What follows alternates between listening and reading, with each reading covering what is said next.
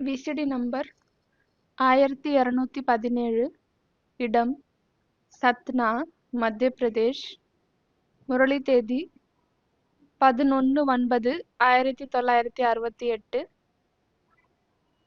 விளக்கம் கொடுக்கப்பட்ட தேதி 10/12/2009. விசிடி நம்பர் 1217, பிளேஸ் சத்னா, மத்திய Pradesh. Murali date 11th September 1968, clarified on 10th December 2009.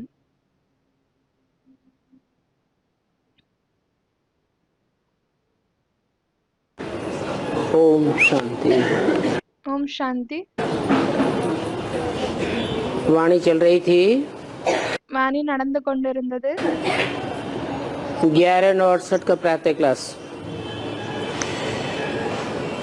दूसरे पेज के मध्य में बात चल रही थी। வாணி நடந்து கொண்டிருந்தது 11/9/1968 இரண்டாவது பக்கத்தில் விஷயம் நடந்து கொண்டிருந்தது.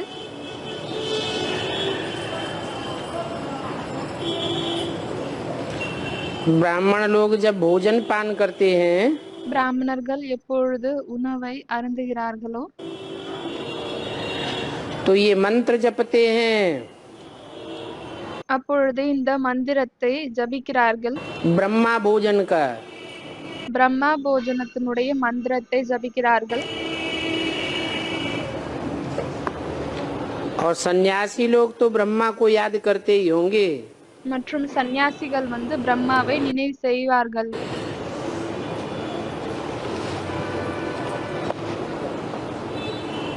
वो चाहे बेहद के सन्यासी हों, चाहे हद के सन्यासी हों, அவங்க எல்லைக்கு அப்பாற்பட்ட சன்னியாசிகளாக இருந்தாலும் சரி, எல்லைக்குட்பட்ட சன்னியாசிகளாக இருந்தாலும் சரி. और उनका तो ज्ञान ही उल्टा है। மற்றும் அவர்களின் ஞானமே தலைகீழானதாகும். बाप तुमको इन गुरुओं की जंजीरों से छुड़ाते हैं। தந்தை உங்களை இந்த குருக்களின் சங்கிலியிலிருந்து விடுவிக்கிறார். जो उल्टा ज्ञान देते हैं, யார் தலைகீழான ஞானத்தை கொடுக்கிறார்கள்? वो सन्यासी है ही निवृत्ति मार्ग वाले। அந்த சன்னியாசிகள் நிவிருத்தி மார்க்கத்தை சேர்ந்தவர்கள் ஆவார்கள். चाहे हद की दुनिया के हद के सन्यासी हों, அவர்கள் எல்லைக்குட்பட்ட உலகத்தின் எல்லைக்குட்பட்ட சன்னியாசிகளாக இருந்தாலும் சரி, या ब्राह्मणों की दुनिया के वो सन्यासी हों, இல்லையானால் பிராமணர்களின் உலகத்தின் சன்னியாசிகளாக இருந்தாலும் சரி, जो ब्रह्मा को याद करते हैं, யாரு பிரம்மாவை நினைவு செய்கிறார்கள், निवृत्ति मार्ग वाले हैं। அவர்கள் நிவிருத்தி மார்க்கத்தை சேர்ந்தவர்கள் ஆவார்கள். प्रवृत्ति को मानने वाले नहीं हैं। இல்லறத்தை ஏற்றுக்கொள்ளக்கூடியவர்கள் கிடையாது. उनका तो धर्म ही अलग है। அவர்களின் தர்மமே தனிப்பட்டதாகும். इसलिए कहेंगे कि वो हद के सन्यासी हैं। அதனால்தான் சொல்வார்கள் அவர்கள் எல்லைக்குட்பட்ட சன்னியாசிகள் என்று. कहते हैं சொல்கிறார்கள் कि हमने घर बार छोड़ा है, मिल्कियत छोड़ी है, என்னவென்றால் நாங்க வீடு வாசலை விட்டு விட்டோம், எங்களுடைய ஆஸ்தியை விட்டு விட்டோம், सब कुछ छोड़ा है। அனைத்தையும் விட்டுட்டோம். फिर भी देखो அப்பொழுது கூட பாருங்கள், अंदर शहरों में घुस पड़े हैं, உள்ளுக்குள் நகரங்களில் இருக்கிறார்கள், நுழைந்திருக்கிறார்கள். और बड़े बड़े महल माड़ियां अटारियां, மற்றும் பெரிய பெரிய மாளிகைகள், मठपंथ आदि बनाते रहते हैं। மடங்களை உருவாக்கி கொண்டிருக்கிறார்கள். अभी तुम्हारा तो है बेहद का सन्यास। இப்பொழுது உங்களது எல்லைக்கு அப்பாற்பட்ட சந்நியாசமாகும். इस बेहद के सन्यास में तुम इस सारी पुरानी दुनिया को भूल जाते हो। இந்த எல்லைக்கு அப்பாற்பட்ட சந்நியாசத்தில் நீங்கள் இந்த முழு பழைய உலகத்தையும் மறந்து விடுகிறீர்கள். क्योंकि तुमको फिर जाना है नई दुनिया में। ஏனெனில் உங்களுக்கு புதிய உலகத்தில் திரும்ப செல்ல வேண்டும். गृहस्थ में रहते हुए बुद्धि में ये है குடும்பத்தில் இருந்து கொண்டும் கூட இது புத்தியில் இருக்கிறது. कि अभी हमको जाना है सुखधाम व शांति धाम. இப்பொழுது நமக்கு சுகதாமம் சாந்தி தாமம் செல்ல வேண்டும். इस दुखधाम की दुनिया को बुद्धि से छोड़ देते हो. இந்த துக்கதாமத்தின் உலகத்தை புத்தியில் இருந்து விட்டுடுறீங்க. जानते हो कि शांति धाम को भी याद करना पड़े. இதை அறிகிறீர்கள் என்னவென்றால் சாந்தி தாமத்தை கூட நினைவு செய்ய வேண்டியதாக இருக்கிறது. बाप को याद करते हो, தந்தையை நினைவு செய்கிறீர்கள், सुखधाम को याद करते हो, சுகதாமத்தை நினைவு செய்கிறீர்கள், शांति धाम को याद करते हो. சாந்தி தாமத்தை நினைவு செய்கிறீர்கள். ये हमारा बहुत जन्मों के अंत का जन्म है. இது நம்மளுடைய நிறைய பிறவிகளின் கடைசி பிறவியாகும். जानते हो कि 84 जन्म पूरे किए. இதை அறிவீர்கள் என்னவென்றால் 84 பிறவிகளை நாம் முடித்திருக்கிறோம். इन 84 जन्मों के बारे में बाप बैठ समझाते हैं. இந்த 84 பிறவிகளை பற்றி தந்தை அமர்ந்து கொண்டு புரிய வைக்கிறார். कि तुमने सूर्यवंशी में इतने जन्म लिए, चंद्रवंशी में इतने लिए. என்னவென்றால் நீங்கள் சூரிய வம்சத்தில் இத்தனை பிறவிகளை எடுத்துக்கொண்டீர்கள், சந்திர வம்சத்தில் இத்தனை பிறவிகளை எடுத்துக்கொண்டீர்கள். वो लोग कह देते हैं आत्मा सो परमात्मा. அவர்கள் சொல்லிவிடுகிறார்கள் ஆத்மாதான் பரமாத்மா என்று. अब आत्माएं अनेक जन्म लेती है இப்பொழுது ஆத்மாக்கள் நிறைய பிறவிகளை எடுத்துக்கொள்கிறதா, या परमात्मा अनेक जन्म लेता है. இல்லையானால் பரமாத்மா நிறைய பிறவிகளை எடுத்துக்கொள்கிறாரா? फिर कह देते हैं परमात्मा सो आत्मा. பிறகு சொல்லிவிடுகிறார்கள் பரமாத்மா சோ ஆத்மா என்று. बताते हैं कि आत्मा को कोई लेप छेप नहीं लगता. சொல்கிறார்கள் ஆத்மாவிற்கு எந்த விதமான ஆத்மாவில் எதுவும் ஒட்டுவதில்லை என்று புரிந்து கொள்கிறார்கள். क्योंकि आत्मा ही परमात्मा है. ஏனெனில் ஆத்மாதான் பரமாத்மா ஆகும். अब यदि இப்பொழுது ஒருவேளை आत्मा को कोई लेप छेप नहीं लगता ஆத்மாவிற்கு ஒருவேளை எதுவுமே ஒட்டவில்லை என்றால் तो क्या शरीर को लेप छेप लगता है? பிறகு என்ன உடலிற்கு பாவம் மற்றும் புண்ணியம் ஒட்டுகிறதா? शरीर तो जड़ है, உடல் ஜடமானதாகும், 5 तत्वों का पुतला है. பஞ்ச தத்துவங்களின் பொம்மையாகும். उसको लेप छेप कैसे लगेगा, प्रभाव कैसे पड़ेगा? அதற்கு எப்படி பிரபாவம் ஏற்படும், ஏதாவது விஷயம் அதுல எப்படி ஒட்டும்? आत्मा संग के रंग में आती है. ஆத்மாதான் சங்கத்தின் சாயத்தில் வருகிறது. संग के रंग में आती है तो रंग जाती है. சங்கத்தின் சாயத்தில் வருகிறது, எனவே அதுல சாயம் ஏறி விடுகிறது. 5 तत्व तो जड़ हैं, उन पर क्या असर पड़ेगा? பஞ்ச தத்துவங்கள் என்பது ஜடமானதாகும், எனவே அதன் மீது என்ன பிரபாவம் ஏற்படும்? तो बाप कहते हैं ये उनका उल्टा अर्थ है. எனவே தந்தை சொல்கிறார் இது அவர்களின் தலைகீழான புரிதலாகும். बाबा अभी हम बच्चों को बैठकर समझाते हैं பாபா குழந்தைகளாகி நமக்கு இப்பொழுது அமர்ந்து கொண்டு புரிய வைக்கிறார். कि सो अहम का अर्थ क्या है. वो तो कह देते हैं आत्मा सो परमात्मा. என்னவென்றால் சோ அகம் என்ற அர்த்தம் என்னவாகுகிறது? அவர்கள் சொல்லிவிடுகிறார்கள் ஆத்மாவிலிருந்து பரமாத்மா என்று. वास्तव में உண்மையில் सो अहम का अर्थ है कि जो देवताएं हम थे, சோ அகம் என்ற அர்த்தம் என்னவென்றால் உண்மையில் எந்த தேவதைகளாக நாம் இருந்தோமோ सो हम आत्मा भी मनुष्य बन पड़े हैं. அந்த ஆத்மாக்கள் நாம் தான் இப்பொழுது மனிதர்கள் ஆகிவிட்டோம். और मनुष्य से भी नीचे गिर करके மற்றும் மனிதர்களிலிருந்தும் கீழே விழுந்துவிட்டு असुर बन पड़े हैं. அசுரர்கள் ஆகிவிட்டோம். हम आत्मा परमपिता की संतान हैं। நாம் ஆத்மாக்கள் பரம்பிதாவினுடைய குழந்தைகளாகவும் पहले पहले हम स्वर्ग में आते हैं। முதல் முதலில் நாம் தான் ஸ்வர்க்கத்திற்கு வருகிறோம். हम माने நாம் என்றால் जो आत्मिक स्थिति में स्थित होने वाले बच्चे हैं, யார் ஆத்மீக ஸ்திதியில் நிலைக்கக்கூடிய குழந்தைகளாக இருக்கிறார்களோ, जो पहले पहले आत्मिक स्थिति की प्रैक्टिस कर लेते हैं, யார் முதல் முதலில் ஆத்மீக ஸ்திதியினுடைய பிராக்டிஸை செய்து விடுகிறார்களோ, वो पहले पहले स्वर्ग में आते हैं। அவர்கள் முதல் முதலில் ஸ்வர்க்கத்தில் வருகிறார்கள். आत्मिक स्थिति की प्रैक्टिस करने में जो पीछे रह जाते हैं, ஆத்மீக ஸ்திதியின் பிராக்டிஸை செய்வதில் யார் பின்னாடி இருக்கிறார்களோ, वो बाद के घटिया स्वर्ग में आते हैं। அவர்கள் பிறகு வரக்கூடிய தரங்கெட்ட ஸ்வர்க்கத்தில் வருவார்கள். स्वर्ग में भी 16 कला संपूर्ण, ஏனெனில் ஸ்வர்க்கத்திலும் 16 கலைகள் சம்பூர்ணமானது और 8 कलाएं संपूर्ण भी होते हैं। மற்றும் 8 கலைகள் நிறைந்ததாகவும் இருக்கிறது. तो ऊंचते ऊंचे எனவே உயர்ந்ததிலும் உயர்ந்த स्टेज को तुम धारण करते हो। நிலையை நீங்கள் தான் தாரணை செய்கிறீர்கள். तुम माने क्या? நீங்கள் என்றால் என்ன?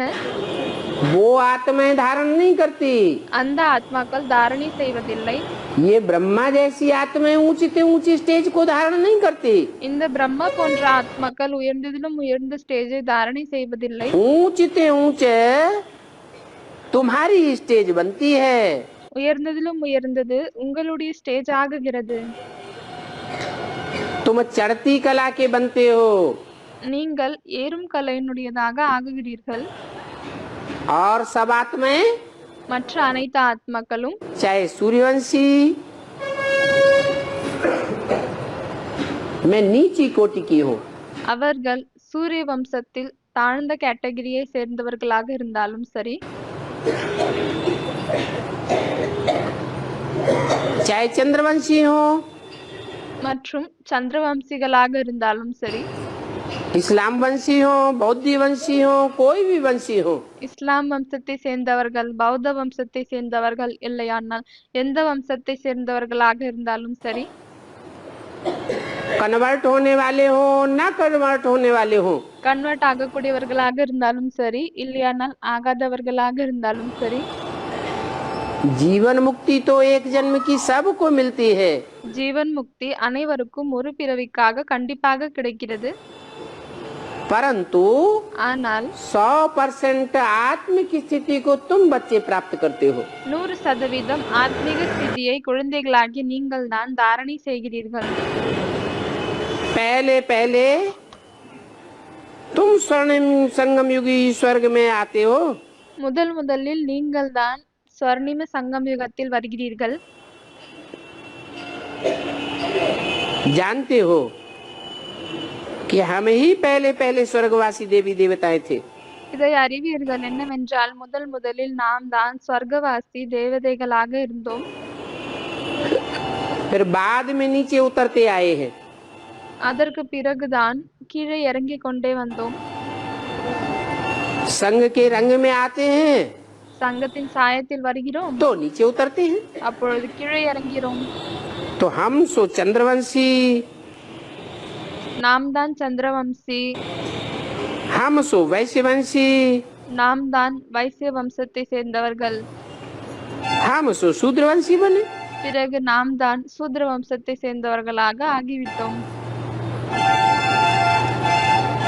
जब 2500 वर्ष पूरा होता है, எப்பொழுது 2500 வருடங்கள் முழுமையாகுகிறதோ तब हम वैश्यवंशी विकारी, அப்பொழுது நாம் வைசிய வம்சத்தை சேர்ந்தவர்கள், விகாரிகள், शूद्रवंशी विकारी बन पड़ते हैं। சூத்ர வம்சிகள், விகாரிகளாக ஆகிவிடுகிறோம். अभी तुम कहेंगे இப்பொழுது நீங்கள் சொல்வீர்கள் कि अभी तो हम शूद्र से ब्राह्मण चोटी बनते हैं। என்னவென்றால் இப்பொழுது நாம் சூத்ரரில் இருந்து பிராமண குடுமியாக ஆகுகிறோம். एक ही जन्म में ஒரே तुम பிறவியில் कितनी छलांग लगाते हो। நாம் எவ்வளவு பெரிய ஹை ஜம்ப் பண்ணுறோம். यहाँ बैठे हैं இங்கு அமர்ந்திருக்கிறோம். जैसे कि 84 की बाईजोली खेलते हैं। எப்படியானால் 84னுடைய மேலே கீழே இறங்கக்கூடிய மேலே ஏறக்கூடிய கீழே இறங்கக்கூடிய விளையாட்டு பைஜோலி விளையாட்டை விளையாடுகிறீர்கள். अभी अभी ऊंची स्टेज वाले चोटी के ब्राह्मण இப்பொழுதுதான் மிகவும் உயர்ந்த ஸ்டேஜினுடைய குடுமி பிராமணர்கள் और अभी अभी शूद्र बन पड़ते हैं। மற்றும் இப்போ உடனேயே சூத்ரர்கள் ஆகிவிடுகிறீர்கள். माया तुमको शूद्र बनाई देती है। மாயை உங்களை சூத்ரர்கள் ஆகிவிடுகிறது. तो ये तुमको बायजोली का भी ज्ञान है। ஆகவே உங்களுக்கு இந்த பைஜோலி விளையாட்டினுடைய ஞானமும் இருக்கிறது. பைஜோலி விளையாட்டு என்றால் மேலே ஏறுவது கீழே இறங்குவது. बायजोली खेलते हैं ना, பைஜோலி விளையாடுகிறார்கள் இல்லையா? मंदिर आदि की परिक्रमा देते हैं। கோவிலில் எப்படி கோவிலில் பிரதட்சணம் செய்கிறார்கள், तो कला मुंडी खाते हुए आगे बढ़ते जाते हैं। எப்படி கோவிலில் குப்பரை படுத்து தேங்காவை உருட்டி கொண்டு செல்கிறார்கள். कभी सर नीचे तो कभी पाँव ऊपर।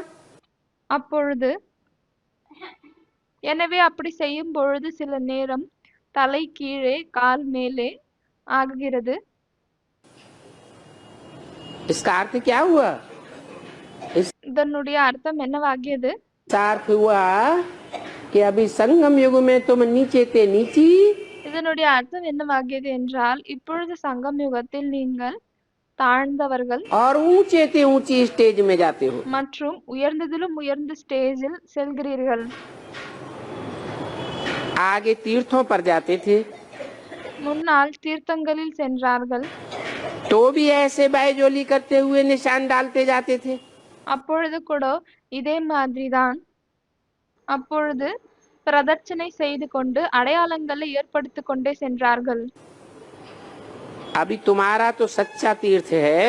இப்பொழுது இது உங்களுடையது உண்மையான தீர்த்தமாகும். शांति धाम और सुखधाम। சாந்தி தாமம் மற்றும் சுகதாமம். तुम रूहानी पंडे हो। நீங்கள் ருஹானி கைட் ஆகுவீங்க, ருஹானி வழிகாட்டி ஆகுவீங்க. तुम उन सन्यासियों की मिसल நீங்கள் அந்த சன்னியாசிகளை போல कोई देहधारियों को खींच खींच करके तीर्थ अथवा पहाड़ों पर नहीं ले जाते हो। தேகதாரிகளை இழுத்து கொண்டு வலுக்கட்டாயமாக தீர்த்தங்களில் இல்லையானால் மலையில் செல்வதில்லை. तुम तो आत्माओं की कशिश करते हो। நீங்கள் ஆத்மாவை ஈர்க்கிறீர்கள். आत्मा की कशिश करने वाला रूहानी पंडा कहा जाता है। ஆத்மாவை ஈர்க்கக்கூடியவர்கள் ரூஹானி வழிகாட்டி என்று அழைக்கப்படுகிறார்கள். सभी को राज्य देते हो। அனைவருக்கும் ராஜ்யத்தை கொடுக்கிறீர்கள். कहते हो बाप को याद करो, சொல்கிறீர்கள் தந்தை நினைவு செய்யுங்கள். तो तुम शांति धाम सुख धाम चले जावेंगे। அப்பொழுது நீங்கள் சாந்தி தாமம் சுகதாமத்திற்கு சென்று விடுவீர்கள். साधु संत आदि सभी शांति धाम जाने के लिए कितनी मेहनत करते हैं। சாது சந்தர்கள் அனைவருமே சாந்தி தாமத்திற்கு செல்வதற்காக எவ்வளவு உழைக்கிறார்கள். परंतु जाए तो कोई भी नहीं सकते हैं। ஆனால் யாராலுமே செல்ல முடியாது. जब जावेंगे तो सारा उनका लाट इकट्ठा होकर के जावेगा। எப்பொழுது செல்வார்களோ அப்பொழுது செல்லும் பொழுது கூட்டமாக செல்வார்கள். बाप ने समझाया है, தந்தை புரிய வைத்திருக்கிறார். सतयुग में तो तुम बहुत थोड़ी देवी देवताएं होते हो। சத்தியுகத்தில் நீங்கள் மிகவும் குறைந்த தேவி தேவதைகள் தான் இருக்கிறீர்கள். फिर बाद में वृद्धि होती जाएगी। அதற்கு பிறகுதான் அதிகமாகிக் கொண்டே செல்கிறது. जब सतयुग आदि होगा எப்பொழுது சத்தியுக ஆரம்பம் ஏற்படுகிறதோ तो तुम बहुत थोड़े देवताएं होंगे। அப்பொழுது நீங்கள் மிகவும் குறைந்த தேவதைகள் இருப்பீர்கள். कितने होंगे? எவ்வளவு பேர் இருப்பீர்கள்? एक ही पारिवारिक इकाई से स्वर्ग शुरू होगा। ஒரே ஒரு குடும்பம் மூலமாக ஸ்வர்க்கம் வந்து உருவாகும். अनेक परिवार नहीं होंगे, அதுல நிறைய குடும்பங்கள் இருக்காது. तो उस एक पारिवारिक इकाई में कितने होंगे कम से कम? எனவே அந்த ஒரே ஒரு குடும்பத்தின் கூட்டத்தில் எத்தனை பேர் இருப்பாங்க? जो भी होंगे யாரெல்லாம் இருப்பார்களோ वो संपन्न स्टेज वाले 100% ऊंची स्टेज वाले होंगे, அவர்கள் சம்பன்னமான ஸ்டேஜ் கொண்டவர்கள், 100% உயர்ந்த ஸ்டேஜ் கொண்டவர்களாக இருப்பார்களா, या नीची स्टेज वाले होंगे? இல்லையானால் தாழ்ந்த ஸ்டேஜ் கொண்டவர்களாக இருப்பார்களா? ऊंचे ते ऊंची स्टेज वाले होंगे। உயர்ந்ததிலும் உயர்ந்த ஸ்டேஜ் கொண்டவர்களாக இருப்பார்கள். आप आते हैं தந்தை வருகிறார். तो ऐसी आत्माओं के द्वारा स्वर्ग स्थापन करते हैं, எனவே இப்படிப்பட்ட ஆத்மாக்களின் மூலமாக ஸ்வர்க்கத்தை படைக்கிறார், कराते हैं, படைப்பிக்கிறார். जो आत्माएं तीव्र पुरुषार्थी हों। இந்த ஆத்மாக்கள் தீவிர புருஷார்த்தியாக இருக்கிறார்கள், தீவிரமாக புருஷார்த்தத்தை செய்யக்கூடியவர்களாக இருக்கிறார்கள். ऐसी तीव्र पुरुषार्थी हों இப்படிப்பட்ட தீவிரமான புருஷார்த்தத்தை செய்யக்கூடியவர்களாக இருக்கணும், जो अंश मात्र भी धर्मराज की सजाएं नहीं खाती हैं। என்னவென்றால் ஒரு துளி கூட அவர்கள் தர்மராஜிடமிருந்து தண்டனையை வாங்கிக் கொள்ளக்கூடாது. तो पहली पारिवारिक इकाई எனவே முதல் குடும்பத்தின் சேர்க்கை से स्वर्ग की स्थापना की शुरुआत होती है, எதன் மூலமாக ஸ்வர்க்கத்தின் படைப்பின் ஆரம்பம் தொடக்கம் ஏற்படுகிறதோ उसमें कितनी आत्माएं होंगी? அதுல எத்தனை ஆத்மாக்கள் இருப்பார்கள்? 8 होंगे। 8 பேர் தான் இருப்பார்கள். इसलिए बोला அதனால்தான் சொல்லியிருக்கிறார், कि बहुत थोड़े होते हैं, ரொம்ப குறைந்த பேர் தான் இருக்காங்க. फिर बाद में वृद्धि होती जाएगी। அதற்கு பிறகுதான் விருத்தி ஏற்பட்டு கொண்டே இருக்கிறது, வளர்ச்சி ஏற்படுகிறது. तो बाप कहते हैं எனவே தந்தை சொல்கிறார், कि तुम बच्चे स्वदर्शन चक्रधारी हो, குழந்தைகளாகிய நீங்கள் சுதர்சன சக்கரதாரியாக இருக்கிறீர்கள். जो पूरे 84 जन्म लेते हो। யாரு முழுமையான 84 பிறவிகளை எடுத்துக்கொள்கிறீர்கள். वास्तव में देवताएं स्वदर्शन चक्रधारी नहीं है। உண்மையில் தேவதைகள் சுயதர்சன சக்கரதாரிகள் கிடையாது. क्यों? ஏன் அப்படி? क्योंकि वो तो 84 जन्मों को जानते ही नहीं है। ஏனெனில் அவர்கள் 84 ஜன்மங்களை பற்றி அறிய மாட்டார்கள். तुमको अभी 84 जन्मों की उतरती कला और चढ़ती कला का ज्ञान है। உங்களுக்கு தான் இப்பொழுது 84 பிறவிகளின் ஏறும் கலை மற்றும் இறங்கும் கலையினுடைய ஞானம் இருக்கிறது. परंतु इस समय तुम्हारी माया के साथ युद्ध चल रही है। ஆனால் உங்களுக்கு இந்த நேரம் மாயையோடு யுத்தம் நடந்து கொண்டிருக்கிறது. वो दुनियावी लड़ाई होती है, युद्ध होते हैं। அந்த உலகத்தின் சண்டைகள் இருக்கிறது, யுத்தங்கள், போர் இருக்கிறது. उस लड़ाई में भी जिसको जोरदार समझते हैं, அந்த யுத்தத்திலும் யாரை மிகவும் பயில்வான் என்று புரிந்து கொள்கிறார்களோ तो उन जोरदार राजाओं के पास जाकर के शरण लेते हैं। அப்பொழுது அவர்கள் சக்திசாலி ராஜாக்களிடம் சென்று விட்டு சரணத்தை எடுத்துக்கொள்கிறார்கள். अभी तुम किसकी शरण लेते हो? இப்பொழுது நீங்கள் யாரிடம் சரணத்தை எடுத்துக்கொள்கிறீர்கள்? हैं? तुम माया से युद्ध करने के लिए நீங்கள் மாயையோடு யுத்தம் செய்வதற்காக किसकी शरण लेते हो? யாருடைய சரணத்தை எடுத்துக்கொள்கிறீர்கள்? हैं? शिव की शरण लेते हो? हैं? சிவனுடைய சரணத்தை எடுத்துக்கொள்கிறீர்களா? शिव बाबा की शरण लेते हो? சிவ பாபாவினுடைய சரணத்தை எடுத்துக்கொள்கிறீர்களா? शिव बाबा की शरण लेते हो तो शिव बाबा क्या युद्ध करता है? சிவபாபாவின் சரணத்தை ஒருவேளை எடுத்துக்கொள்கிறீர்கள் என்றால் எனவே சிவபாபா என்ன யுத்தம் செய்கிறாரா? है? वहां तो उस राजा की शरण लेते हैं जो बड़ा जोरदार होता है युद्ध करने में। அங்கு அந்த ராஜாவினுடைய சரணத்தை எடுத்துக்கொள்கிறார்கள் யார் மிகவும் யுத்தம் செய்வதில் சக்திசாலியாக இருக்கிறாங்க. उसकी रूहानी मिलिट्री, यहाँ जैसी तुम्हारी रूहानी मिलिट्री बहुत तीखी है। இங்கு எப்படி உங்களுடைய ருஹானி மிலிட்ரி மிகவும் சக்திசாலியாக இருக்கிறதோ, तो उनकी मिलिट्री बहुत तीखी होती है। எனவே அவர்களின் மிலிட்ரி கூட மிகவும் சக்திசாலியாக இருக்கும். एक एक रजपूताना का सिपाही ஒவ்வொரு ராஜ்பூத்தானுடைய சிப்பாய்கள் सैकड़ों को मार गिराता है। ஆயிரக்கணக்கானவர்களை கொல்கிறது. शिवाजी थे, சிவாஜி இருந்தாரு. छोटी सी सेना थी, ஒரு சிறிய சேனாவாக இருந்தது. हजारों की तादाद में। சிறிய சேனையாக இருந்தது. அதுல ஆயிரக்கணக்கானவர்கள் இருந்தாங்க. और औरंगजेब की सेना மற்றும் அவுரங்கசீப்னுடைய சேனை लाखों की तादाद में थी। லட்சக்கணக்காக இருக்கிறது. फिर शिवाजी ने क्या किया? औरंगजेब के दांत மற்றும் சிவாஜி வந்து என்ன செய்தாரு? खट्टे कर दिए, नाकों चने चबा दिए। அவுரங்கசீபை அவர் வந்து தோற்க வைத்தார். तो ऐसी तुम्हारी रूहानी ताकत है எனவே இப்படிப்பட்ட உங்களுடைய ஆன்மீக சக்தி இருக்கிறது. कि जन्म जन्मांतर के लिए என்னவென்றால் ஜன்ம ஜன்மாந்திரத்துக்காக, நிறைய ஜென்மங்களுக்காக वो ताकत काम करती रहती है। அந்த சக்தி வந்து வேலையில் உதவி கொண்டே இருக்கிறது. ऐसे नहीं कि सतयुग में ही तुम्हारी रूहानी ताकत बढ़ेगी। இப்படி இல்லை, என்னவென்றால் சத்தியுகத்தில் மட்டும்தான் உங்களுடைய ருஹானி சக்தி வந்து அதிகரிக்கும் என்று. वहां तो युद्ध करने की बात ही नहीं। அங்கு வந்து யுத்தம் செய்வதற்கான விஷயமே இல்லை. त्रेता में, द्वापर में, कलयुग के अंत में शिवाजी हुए। திரேதாவில், துவாபர் யுகத்தில், கலியுகத்தின் கடைசியில் தான் சிவாஜி வந்தாரு. तो भी देखो आत्मा में कितनी पावर थी। அப்பொழுது கூட பாருங்கள் ஆத்மாவில் எவ்வளவு பவர் இருந்துச்சு. तो बाप कहते हैं எனவே தந்தை சொல்கிறார், अभी तुम स्त्री पुरुष दोनों मिलकर के कहते हो இப்பொழுது ஆண்கள் பெண்கள் நீங்கள் இருவரும் ஒன்று சேர்ந்து விட்டு சொல்கிறீர்கள்,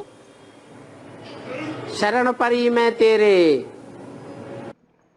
என்னவென்றால் நாங்கள் உங்களுடைய அடைக்கலத்தில் வந்திருக்கிறோம். हे बाबा, इस माया के युद्ध में हम ஹே பாபா, நாங்கள் இந்த மாயையினுடைய யுத்தத்தில் दोनों मिलकर के आपकी शरण में आए हैं। நாங்கள் இருவரும் ஒன்று சேர்ந்துவிட்டு உங்களுடைய சரணத்தில் அடைக்கலத்தில் வந்திருக்கிறோம். 1168 की वाणी का तीसरा पेज। வாணியினுடைய 3வது பக்கம். कहते हो मेरा तो एक शिव बाबा, दूसरा न कोई। சொல்கிறீர்கள் எங்களுடைய ஒரே ஒரு சிவபாபா, வேறு யாருமே இல்லை. सभी आत्माओं का बाप एक है ना। அனைத்து ஆத்மாக்களின் தந்தை ஒருத்தர் தானே. तो तुम इस एक बाप के बच्चे हो। எனவே நீங்கள் இந்த ஒரு தந்தையினுடைய குழந்தைகள் ஆவீர்கள். साधु संत तो एक नहीं है, சாது சந்தர்கள் ஒருத்தர் கிடையாது. क्योंकि वो तो भगवान को सर्वव्यापी समझते हैं। ஏனெனில் அவர்கள் பகவானை சர்வவியாபி என்று கருதுகிறார்கள். अलग अलग गुरु बनाए लेते हैं, தனித்தனியான குருக்களை ஆக்குகிறார்கள். अपने गुरु को ही सदगुरु कहने लग पड़ते हैं। மற்றும் தன்னுடைய குருவை தான் சத்குரு என்று சொல்ல தொடங்குகிறார்கள். हमारा तो एक ही सदगुरु सच्चा शिव भगवान है। உங்களது ஒரே ஒரு சத்குரு தான் உண்மையான சிவ பகவான் ஆவார். वो तो घर से रूठ जाते हैं तो भगवान बन करके बैठ जाते हैं। அவர்கள் எப்பொழுது வீடு வாசலில் இருந்து சிரம் கொள்ளும் பொழுது பகவான் ஆகிவிட்டு அமர்ந்து கொள்கிறார்கள். फिर कितने भगवानों के पास धक्का खाते रहते हैं। பிறகு எத்தனையோ பகவானிடம் அவர்கள் அடி வாங்கிக் கொண்டே இருக்கிறார்கள். कोई कोई तो मुसलमान को भी जाकर के गुरु कर लेते हैं। சிலர் வந்து முஸ்லிமை கூட தன்னுடைய குருவாக்கிக் கொள்கிறார்கள். अब वो क्या सिखलावेंगे? இப்பொழுது அவர்கள் என்ன கற்பிப்பார்கள்? वो यही सिखलावेंगे। क्या बोलते हैं रोज? அவர்கள் இதைதான் கற்பிப்பார்கள். என்ன சொல்கிறார்கள் தினமும்? अल्लाहू अकबर हूँ, அல்லாஹு அக்பர். यही बोलेंगे ना। இதை தானே சொல்வார்கள் இல்லையா? बड़े बड़े साहूकार, பெரிய பெரிய பணக்காரர்கள், बड़े बड़े करोड़पति, பெரிய பெரிய கோட்டீஸ்வர்கள், उन्होंने जाकर के शिष्य बनते हैं। அவர்கள் சென்றுவிட்டு அவர்களுடைய சிஷ்யர்கள் ஆகிறார்கள். ये कौन सी दुनिया की बात बताई இது எந்த உலகத்தினுடைய விஷயத்தை சொல்லிருக்காங்க? है? बाहर की दुनिया की बात बताई। வெளி உலகத்தினுடைய விஷயத்தை சொல்லிருக்காங்க. ब्राह्मणों की दुनिया में तो इसकी शूटिंग नहीं होती है। பிராமணர்களின் உலகத்தில் இதனுடைய ஷூட்டிங் நடப்பதில்லை இல்லையா? है? होती है या नहीं होती है? ஏற்படுகிறதா இல்லையா? कैसे? எப்படி நடக்குது? अरे ब्राह्मणों की दुनिया में भी कोई ऐसे गुरु हुए हैं அரே பிராமணர்களின் உலகத்திலும் இப்படிப்பட்ட சில குருக்கள் ஏற்பட்டிருக்கிறார்கள்.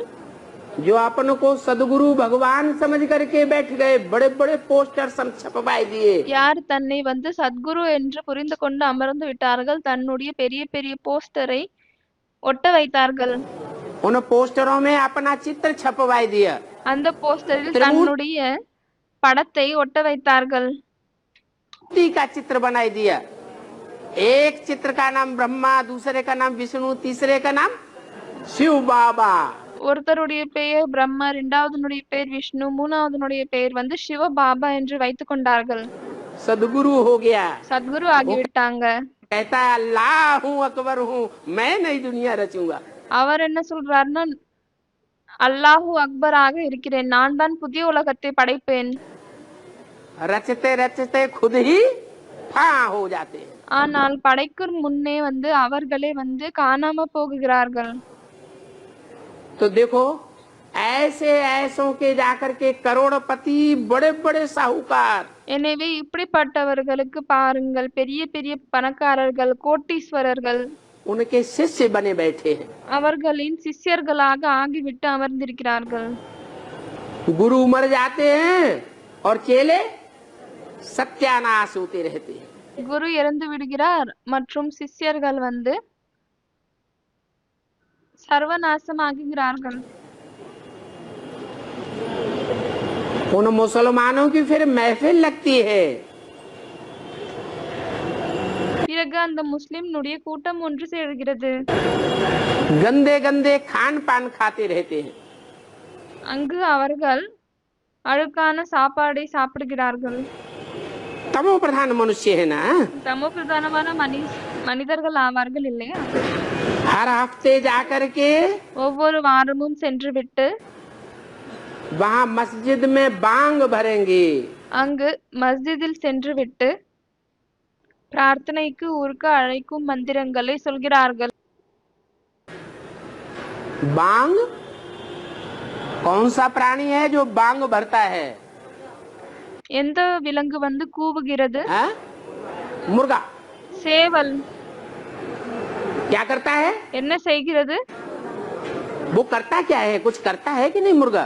அந்த சேவல் ஏதாவது செய்கிறதா இல்லையா? है? हाँ, सवेरे सवेरे अमृत वेले सबको जगा देगा। காலையில் விடிய காலையில் அமிர்த வேளை அனைவரையும் எழுப்பிவிடும். ढोल बजाएगा, मजीरा बजाएगा,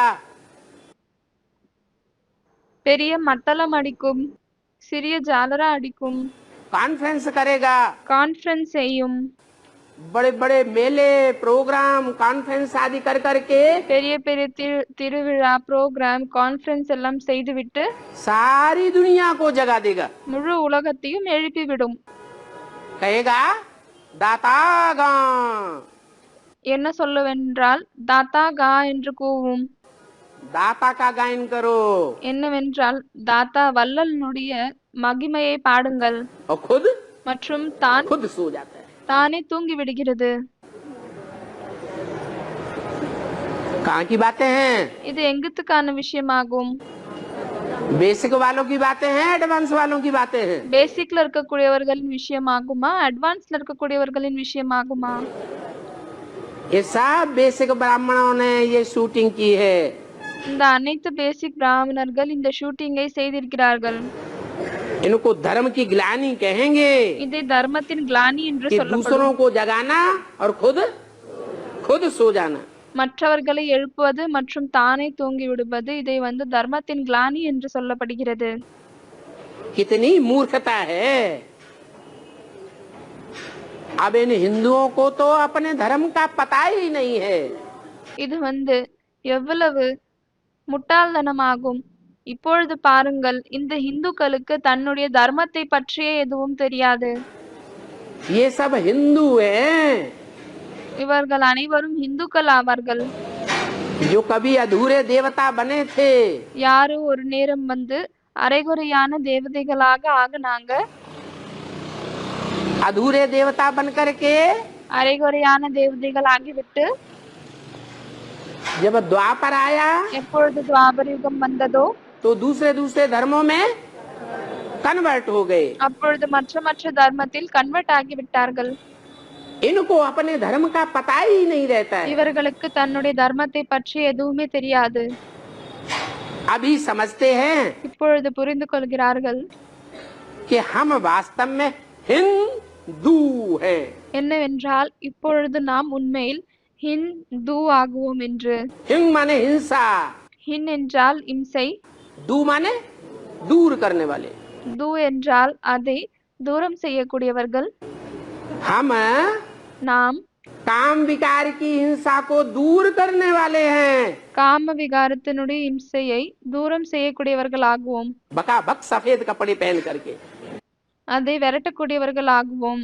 நல்ல வெள்ளை துணியை அணிந்துவிட்டு और बाकी जो घर गृहस्थ में रहने वाले மற்றும் அதை தவிர யாரு குடும்ப வாழ்க்கையில் இருக்கக்கூடியவர்களாக இருக்கிறார்களோ भले एडवांस के ही क्यों न हो, அவங்க அட்வான்ஸை சேர்ந்தவர்களாக இருந்தாலும் சரி, वो सब हिंसा को बढ़ाने वाले। அவர்கள் அனைவரும் இம்சையை அதிகரிக்கக்கூடியவர்கள்.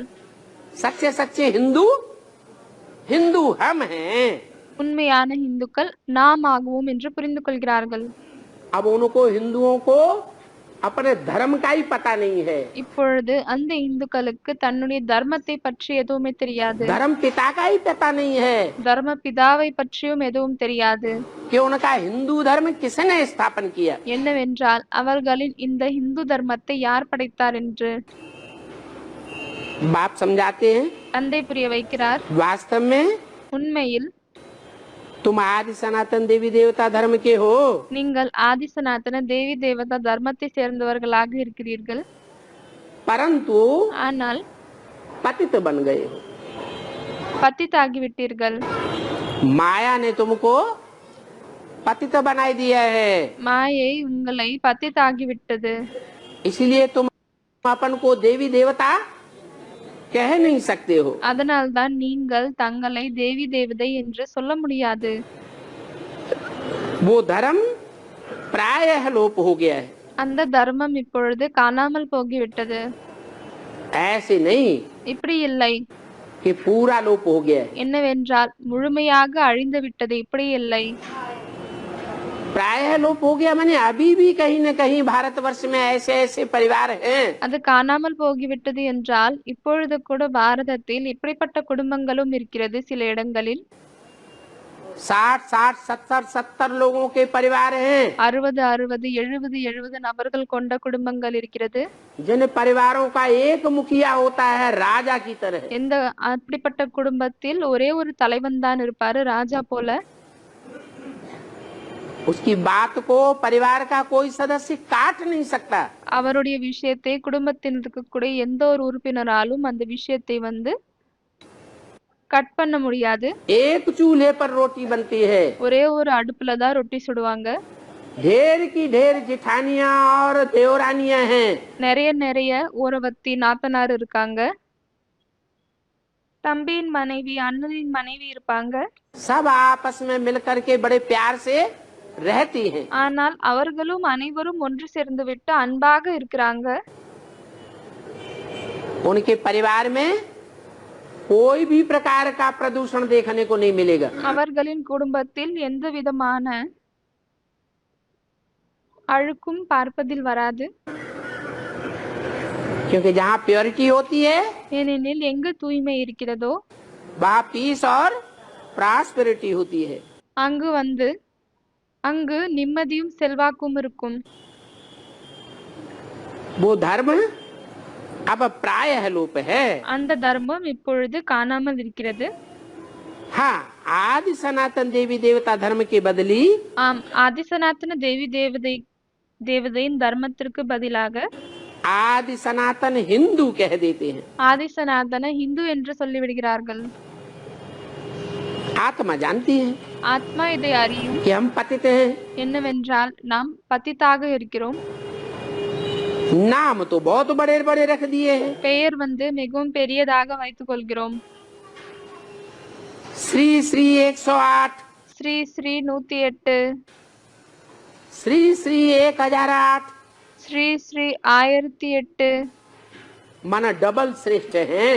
அப்படியானால் டபுளாக சிரேஷ்டமாக இருக்கிறோம். ऐसे अपन को समझते हैं। இப்படி தன்னை புரிந்து கொள்கிறார்கள். अब இப்பொழுது श्री श्री का टाइटल तो वास्तव में ஸ்ரீ ஸ்ரீ என்கிற டைட்டில் உண்மையில் एक शिव बाबा का है, ஒரே ஒரு சிவபாபாவுடையதாகும். दूसरा कोई का नहीं हो सकता। மத்த யாருடைய டைட்டிலாக அது இருக்க முடியாது. कैसे? எப்படி? श्री कौन? சிரேஷ்டமானவங்க யாரு? श्री हैं देवताएं। சிரேஷ்டமானவங்க தேவதைகள் ஆகுவாங்க. देवता उनको कहा जाता है जो 16 कला संपूर्ण होते हैं। தேவதைகள் அவர்களை சொல்லப்படுகிறது யாரு 16 கலைகள் நிறைந்தவர்களாக இருக்கிறார்கள். उन 16 कला संपूर्ण सतयुग के देवताओं को அந்த 16 கலைகள் நிறைந்த சத்தியுகத்தின் தேவதைகளை चाहे राधा हो चाहे कृष्ण हो, ராதாவாக இருந்தாலும் சரி கிருஷ்ணராக இருந்தாலும் சரி, उनको बनाने वाला कौन? அவர்களை உருவாக்கக்கூடியவங்க யாரு? और वो बनाने वाला भी साकार में होगा या निराकार बिंदी होगा? மற்றும் அவங்களை உருவாக்கக்கூடியவங்களும் சாகாரத்துல இருப்பாங்களா இல்லையானால் நிராகார புள்ளியாக இருப்பாங்களா? साकार होगा। साकार होगा तो उनसे भी श्रेष्ठ हुआ। சாகாராக இருந்தால் அவங்களை விட சிரேஷ்டமானவர் ஆவாரு. किनसे? யாரை விட? जो 16 कला संपूर्ण सतयुग के देवताएं होते हैं, யார் 16 கலைகள் நிறைந்த சத்தியுகத்தின் தேவதைகளாக இருக்கிறார்கள். उनको भी जन्म देने वाला उनका बाप हुआ। அவர்களுக்கும் பிறப்பை கொடுக்கக்கூடியவங்க அவர்களின் தந்தை ஆவாரு. उनको कहेंगे श्री श्री स्वामी 1008 अथवा 108। அவங்களை தான் ஸ்ரீ ஸ்ரீ சுவாமி 1008 இல்லையானால் 1108 सत्य चित्त आनंद, சத்த சித்த ஆனந்த் என்று அழைக்கப்படுகிறார். उनके टाइटल को அவருடைய டைட்டிலை ये देहधारी धर्म गुरु लेकर के बैठे हैं। இந்த தேகதாரி தர்ம குருக்கள் எடுத்துக்கொண்டு அமர்ந்திருக்கிறார்கள். उनसे पूछो அவங்களிடம் சென்று விட்டு கேளுங்கள், क्या तुमने 108 का संगठन बनाया? என்னவென்றால் நீங்கள் 108 சங்கட்டனை உருவாக்குனீர்களா? उस माला का संगठन तुमने बनाया? அந்த மாலையினுடைய சங்கட்டனை நீங்கள் உருவாக்குனீர்களா? जिस माला को सारी दुनिया के हर धर्म के मनुष्य எந்த மாலை எல்லா தர்மத்தை சேர்ந்த மனிதர்கள் सिमरण करते हैं। உருட்டுகிறார்கள். कोई भी धर्म ऐसा नहीं है जिसमें माला का स्मरण न किया जाता हो। மாலையை உருட்டப்படாத எந்த ஒரு தர்மமும் இல்லை. एक ही भारत में कितने 108 श्री श्री सच्चिदानंद बैठ जाते हैं। ஒரே ஒரு பாரதத்தில் எத்தனையோ ஸ்ரீ ஸ்ரீ சச்சிதானந்த் அமர்ந்து விடுகிறார்கள். सदगुरु बन करके बैठ जाते हैं, टाइटल ले लेते हैं। சத்குரு ஆகிவிட்டு அமர்ந்து விடுகிறார்கள், பட்டத்தை வாங்கிக் கொள்கிறார்கள். अब सदगुरु जगत गुरु இப்பொழுது சத்குரு ஜகத்குரு एक होगा या अनेक होंगे? ஒருத்தராக இருப்பாங்களா இல்லையானால் நிறைய பேர் இருப்பாங்களா? सारे जगत का गुरु तो एक ही होगा ना। முழு உலகத்தினுடைய குரு ஒருத்தராக தான் இருப்பாங்க. तो वो बाप को कहा जाता है श्री श्री 108। எனவே அந்த தந்தைக்கு தான் ஸ்ரீ ஸ்ரீ 108 என்று சொல்லப்படுகிறது. देवताओं को तो सिर्फ कहेंगे श्री। தேவதைகளை வெறும் ஸ்ரீ என்று சொல்லப்படுகிறது. ये गुमूत से पैदा होने वाले जो गुरु हैं, இந்த மலம் மற்றும் சிறுநீர் மூலமாக பிறக்கக்கூடிய இந்த குருக்கள் இருக்கிறார்கள். उनको श्री श्री कैसे कह सकते हैं? அவர்களை ஸ்ரீ ஸ்ரீ சிரேஷ்டத்திலும் சிரேஷ்டமானவர்கள் என்று எப்படி சொல்ல முடியும்? ये तो पतित एक्टिविटी से पैदा होते हैं। இவங்கள் அசுத்தமான செயல் மூலமாக பிறக்கிறார்கள். इनसे तो अच्छे तुम ब्राह्मण हो। இவங்களை விட பிராமணர்களாகிய நீங்கள் நல்லவங்க. जो ब्रह्मा के मुख से पैदा होते हो। யாரு பிரம்மாவினுடைய வாயின் மூலமாக பிறக்கிறீர்கள். तुम ब्रह्मा मुख वंशावली ब्राह्मण हो। நீங்கள் பிரம்ம முகவம்சாவளி பிராமணர்கள் ஆகுவீர்கள். तुम फिर भी श्रेष्ठ हो। நீங்கள் அப்பொழுது கூட சிரேஷ்டமானவர்கள் ஆகுவீங்க. क्यों? ஏன் அப்படி? कि तुम भ्रष्ट कर्मों को छोड़ रहे हो ஏனெனில் நீங்கள் பிரஷ்டமான கர்மங்களை விடுகிறீர்களா और श्रेष्ठ कर्मों को धारण कर रहे हो। மற்றும் சிரேஷ்டமான கர்மங்களை தாரணை செய்கிறீர்கள். श्रेष्ठ ते श्रेष्ठ भगवान சிரேஷ்டத்திலும் சிரேஷ்டமான பகவான் अभी तुमको ऐसा श्रेष्ठ देवता बनाते। இப்பொழுது உங்களை இப்படிப்பட்ட சிரேஷ்டமான தேவதையாக்குகிறார். गवर्नमेंट तो कुत्ते बिल्ले आदि सभी को श्री श्री कह देती है। கவர்மெண்ட் வந்து நாய் பூனை அனைத்தையும் ஸ்ரீ ஸ்ரீ என்று சொல்லிவிடுகிறது. क्या என்ன क्या मतलब हुआ? இதனுடைய அர்த்தம் என்னவாகியது? कुत्ता कहेंगे जो विविचार फैलाता है। நாய் என்பது எதை சொல்லப்படுகிறது என்றால் விபச்சாரத்தை பரப்பக்கூடியது. दुनिया में अनेक धर्म हैं। உலகத்தில் நிறைய தர்மங்கள் இருக்கிறது. कोई अव्यभिचारी भी हैं जिन्हें देवता धर्म कहा जाता है। சிலர் அவ்விபச்சாரமாகவும் இருக்கிறார்கள், எதை வந்து தேவதா தர்மம் என்று சொல்லப்படுகிறது. कोई विभिचारी धर्म है। சிலர் விபச்சார தர்மமாகவும் இருக்கிறது. तो दुनिया में विभिचार कब से पैदा हुआ? எனவே உலகத்தில் விபச்சாரம் எப்பொழுது வந்தது? कौन सा धर्म आया? எந்த தர்மம் வந்தது? जब से दुनिया में विभिचार पैदा हो गया। எந்த தர்மம் வந்ததால் உலகத்தில் விபச்சாரம் பரவிவிட்டது? इस्लाम धर्म। இஸ்லாம தர்மம்.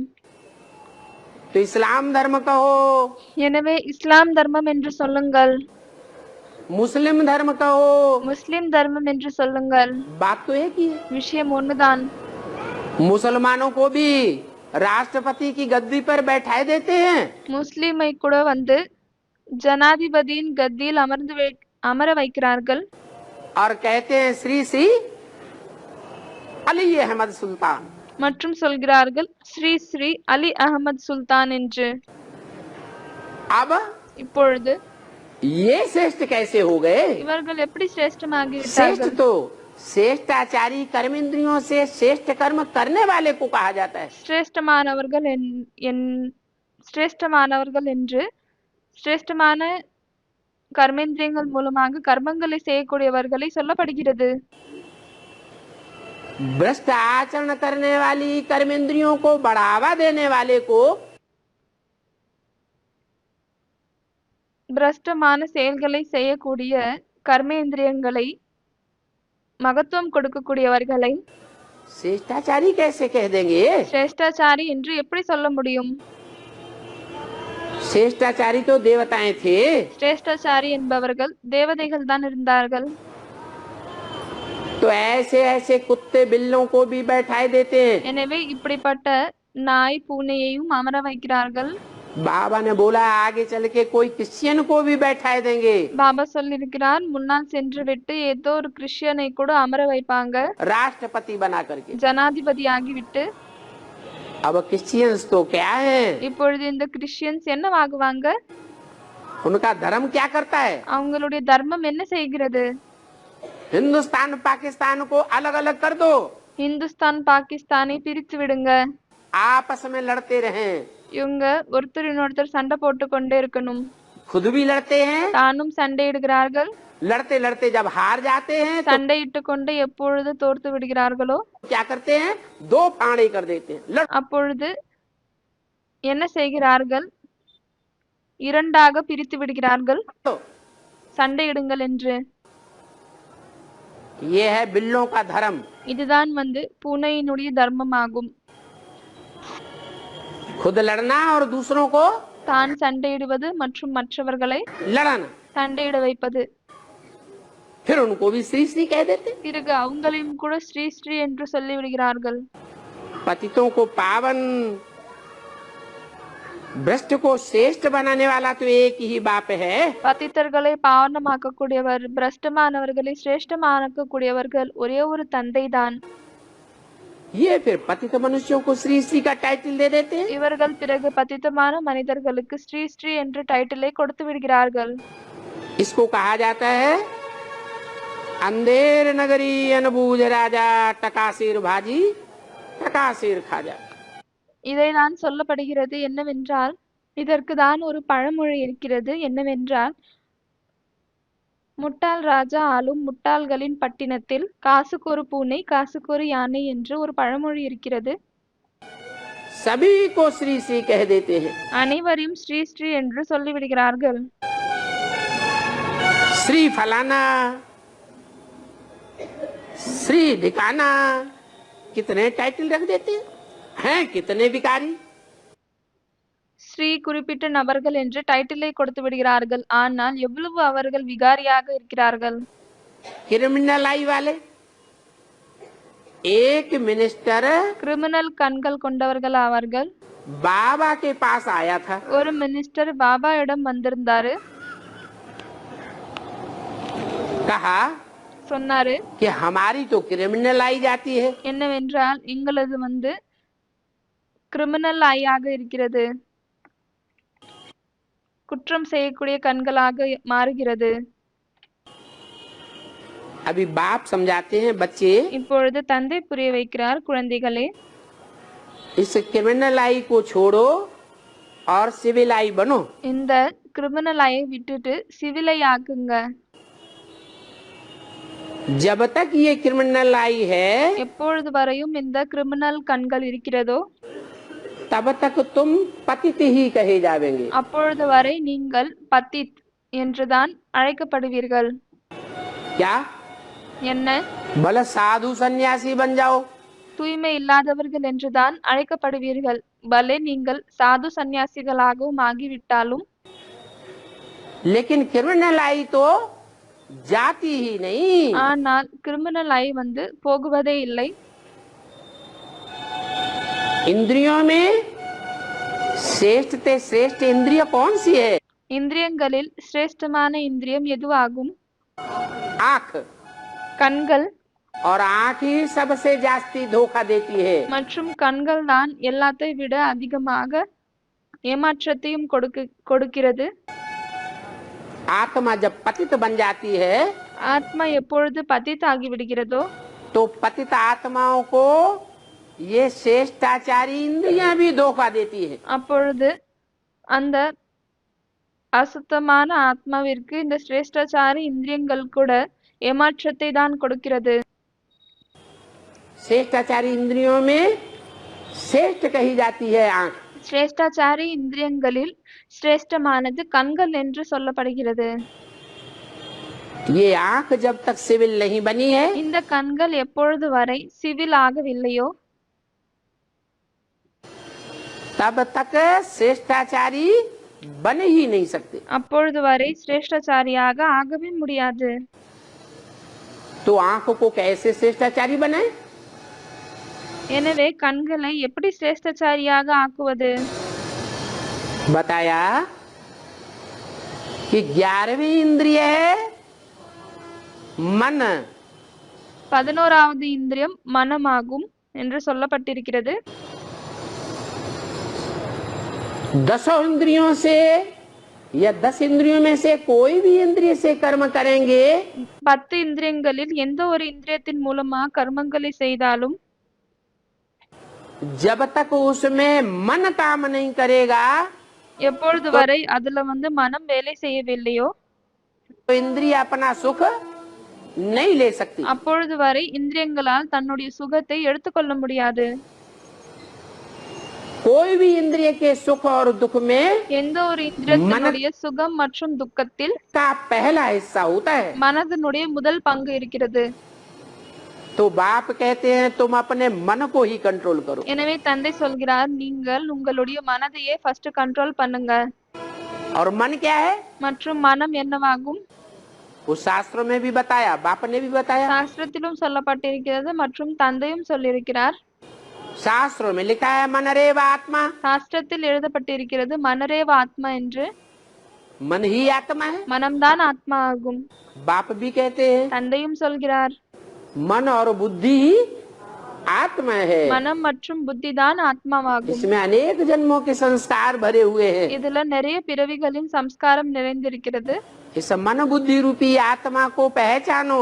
இந்த மனம் புத்தி ரூபமாகிய ஆத்மாவை தெரிந்து கொள்ளுங்கள். क्या है? இது என்னவாகும்? शास्त्रों में भी लिखा है சாஸ்திரத்திலும் எழுதப்பட்டிருக்கிறது. अणोअणियान समनुस्मरेत्य है। அணோரணியாம் சமனுஸ்மரேத்யஹ. आत्मा अणुरूप है। ஆத்மா அணுரூபமாகும். आत्मा ज्योति स्वरूप है, ஆத்மா ஜோதி ஸ்வரூபமாகும். जिसकी ज्योति इन आँखों से निकलती है। அதனுடைய ஜோதி இந்த கண்களின் மூலமாக வெளியேறுகிறது. इस शरीर में से आत्मा निकल जाती है இந்த உடலில் இருந்து ஆத்மா வெளியேறிவிட்டால் तो आँखों में ज्योति रह जाती है? அப்பொழுது கண்களில் அந்த ஜோதி இருக்கிறதா? नहीं रह जाती, आँख में बटन हो जाती है। இருப்பதில்லை. கண்கள் பட்டன் ஆகி விடுகிறது. எந்த ஒரு அசைவும் இல்லாததாகி விடுகிறது. इसका मतलब இதனுடைய அர்த்தம் आत्मा अणुरूप है, ஆத்மா அணுரூபமாகும், अति सूक्ष्म है, மிகவும் சூட்சுமமானதாகும் और आत्मा ज्योति रूप है। மற்றும் ஆத்மா ஜோதி ரூபமாகும். ज्योति का पुंज है। ஜோதியினுடைய சேர்க்கையாகும். वो ज्योति, அந்த ஜோதி, वो अणु, அந்த அணு, वो सितारा அந்த நட்சத்திரம், हमको याद करना है, அதை நாம் நினைவு செய்ய வேண்டும், प्रैक्टिस करनी है। பிராக்டிஸ் செய்ய வேண்டும். खास करके सवेरे सवेरे। அதுவும் விசேஷமாக விடிய காலையில். क्या? என்ன? सवेरे जितना फाउंडेशन पक्का कर देंगे விடிய காலையில் எவ்வளவு ஃபவுண்டேஷனை பக்காவாக்குகிறோமோ तो सारा दिन ऑटोमेटिक याद आती रहेगी। அப்பொழுது முழு நாளும் தானாகவே நினைவில் வந்து கொண்டே இருக்கும். जैसे फसल बोने का टाइम होता है, இப்படி அறுவடை செய்யும் நேரம் இருக்கிறது. वो टाइम निकल जाए ஒருவேளை அந்த நேரம் கையிலிருந்து வெளியேறிவிட்டால் तो फसल फलीभूत नहीं होती है। அப்பொழுது நல்ல பயிர் விளைக்காது. ऐसे ही விளைச்சல் நேரம் கையிலிருந்து வெளியேறிவிட்டால் பிறகு பயிர் நல்ல விளைக்காது. அதே போலவேதான் कोई फसल का टाइम है और पहले पहले जिसने फसल बो दी ஏதாவது விளைச்சல் விளைக்கக்கூடிய நேரமாக இருக்கிறது மற்றும் யாராவது முதலையே அதை விளைச்சிட்டாங்க, அந்த பயிரை விளைச்சிட்டாங்க, वो ज्यादा फायदे में रहता है। அப்பொழுது அவங்க அதிகமாக பலனில் இருக்காங்க. और जिसने देर कर दी மற்றும் யாரு கொஞ்சம் லேட் ஆக்கி விட்டாங்க, वो उतना फायदे में அவங்க அவ்வளவு பலனில் नहीं रहता। இருக்க மாட்டாங்க. அதே போலவேதான் ऐसे ही ये अमृत वेला जो है இந்த அமிர்த வேலை எது இருக்கிறதோ वो मन को एकाग्र करने का फाउंडेशन वेला है। மனதை ஒருநிலைப்படுத்தக்கூடிய ஃபவுண்டேஷன் நேரமாகும். सवेरे सवेरे उठ करके और सब बातें भूल जानी चाहिए। விடிய காலையில் எழுந்துவிட்டு மற்ற அனைத்து விஷயங்களையும் மறந்துவிட வேண்டும். आंख खुली கண்கள் திறந்தது और मैं आत्मा स्टार, மற்றும் நான் ஆத்மா நட்சத்திரம், ज्योति बिंदु भ्रकुटी के ஒளிப்புள்ளி புருவங்களின் மத்தியில் मध्य में ये स्टार चमकता है। இந்த நட்சத்திரம் ஜொலிக்குது. याद करो। இதை நினைவு செய்யுங்கள். नहीं याद आता है, एक दूसरे के मस्तक में वो सफेद स्टार लगा दो। ஒருவேளை நினைவில் வரவில்லை என்றால் ஒருத்தர் இன்னொருத்தருடைய நெற்றியில் அந்த வெள்ளை ஸ்டாரை ஒட்டி விடுங்க. क्या? आज के पुरुषों ने तो परंपरा बना दी है कि कन्या माताओं की बिंदी लगा देंगे लाल। तो என்னவென்றால் இன்றைய நாளில் இருக்கக்கூடிய ஆண்கள் இந்த பரம்பரையை போட்டு விட்டாங்க. என்னவென்றால் வெறும் கன்யா மாதாக்களினுடைய புருவத்தில் தான் சிவப்பு கலர் பொட்டை வைக்கிறோம். उनका चेहरा भी याद आता रहे। அதன் மூலமாக அவர்களின் முகம் கூட ஞாபகத்தில் வரும். अपन को टीका लगाना भूल गए। ஆனால் தனக்கு அந்த திலகத்தை வைப்பது மறந்து விட்டார்கள். संत महात्माओं ने சந்தர்கள் மகாத்மாக்கள் पुराने समय में பழங்காலத்தில் ये परंपरा बनाई थी இந்த பரம்பரையை உருவாக்கி இருந்தாங்க.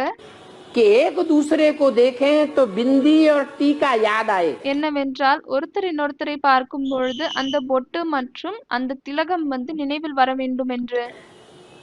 कि आत्मा टिकी हुई है। என்னவென்றால் ஆத்மா அங்கு நிலைந்திருக்கிறது.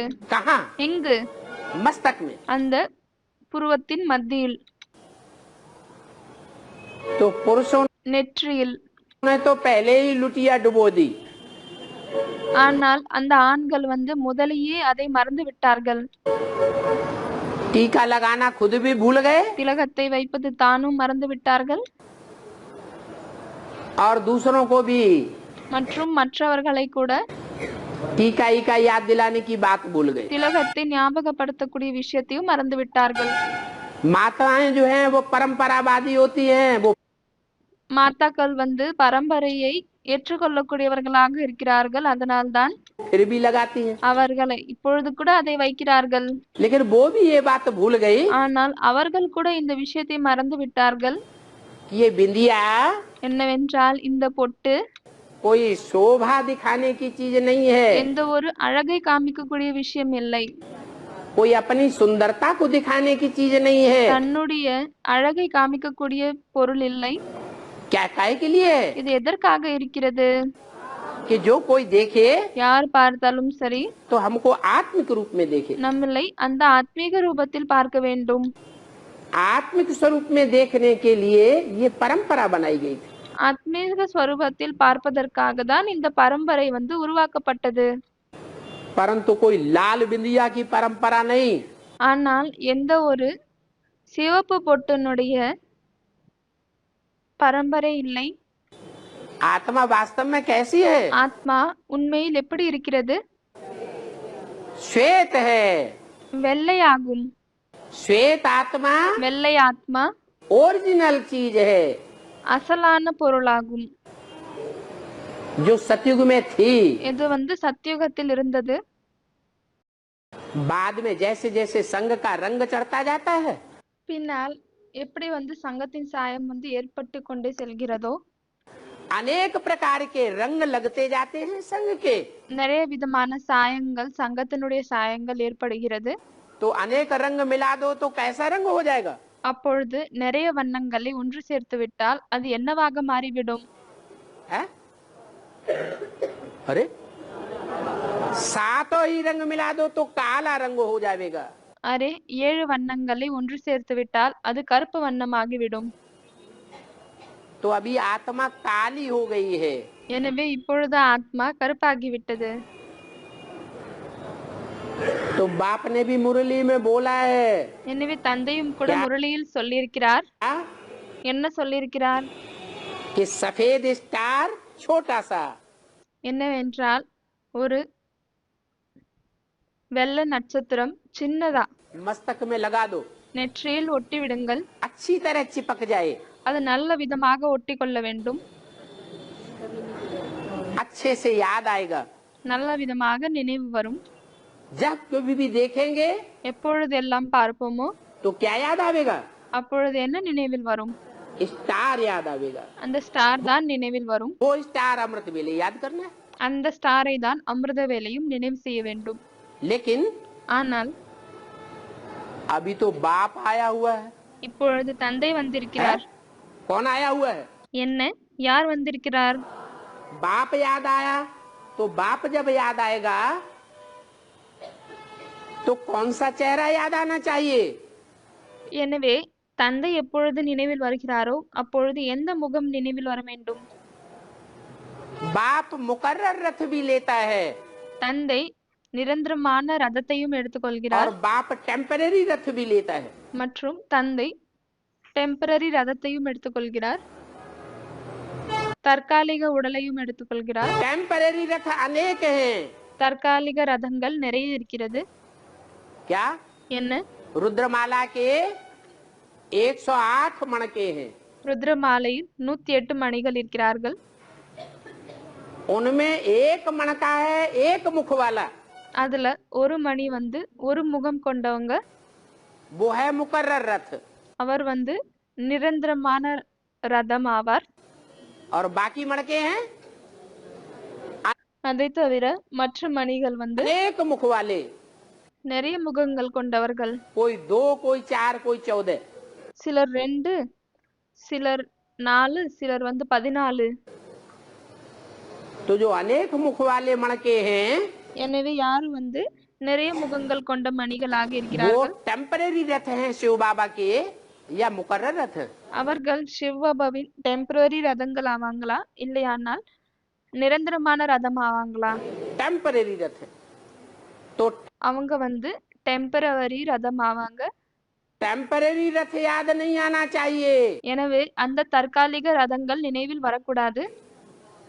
क्या என்ன, अगर अमृत वेले कोई टेम्परेरी रथ याद आ गया ஒருவேளை அமிர்த வேலை ஏதாவது டெம்பரரி ரதம், அதாவது தற்காலிகமான ரதம் நினைவில் வந்துவிட்டால், भले ब्रह्मा का ही क्यों न हो, பலே அது பிரம்மாவனுடையதாக இருந்தாலும் சரி, उसके लिए भी मुरली में क्या बोला? அதற்கு கூட வந்து முரளியில் என்ன சொல்லப்பட்டிருக்கிறது?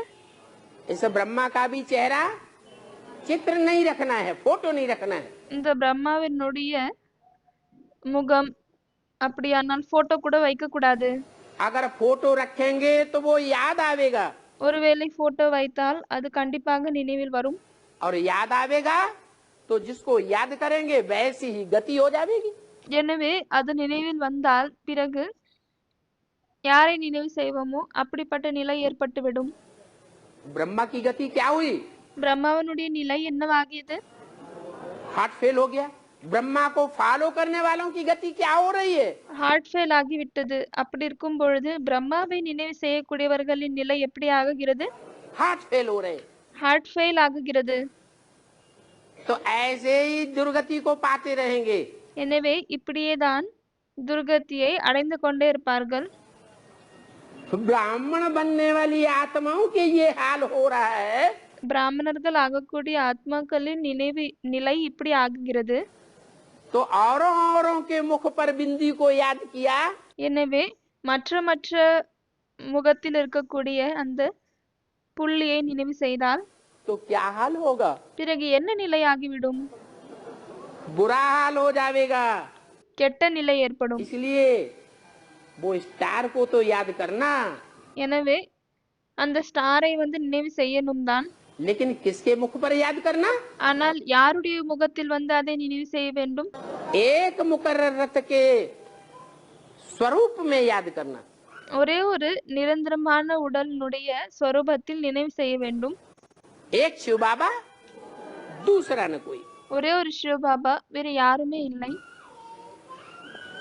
तो बाप कहते हैं எனவே தந்தை சொல்கிறார், क्रिमिनल आई जाने का तरीका बताता हूँ।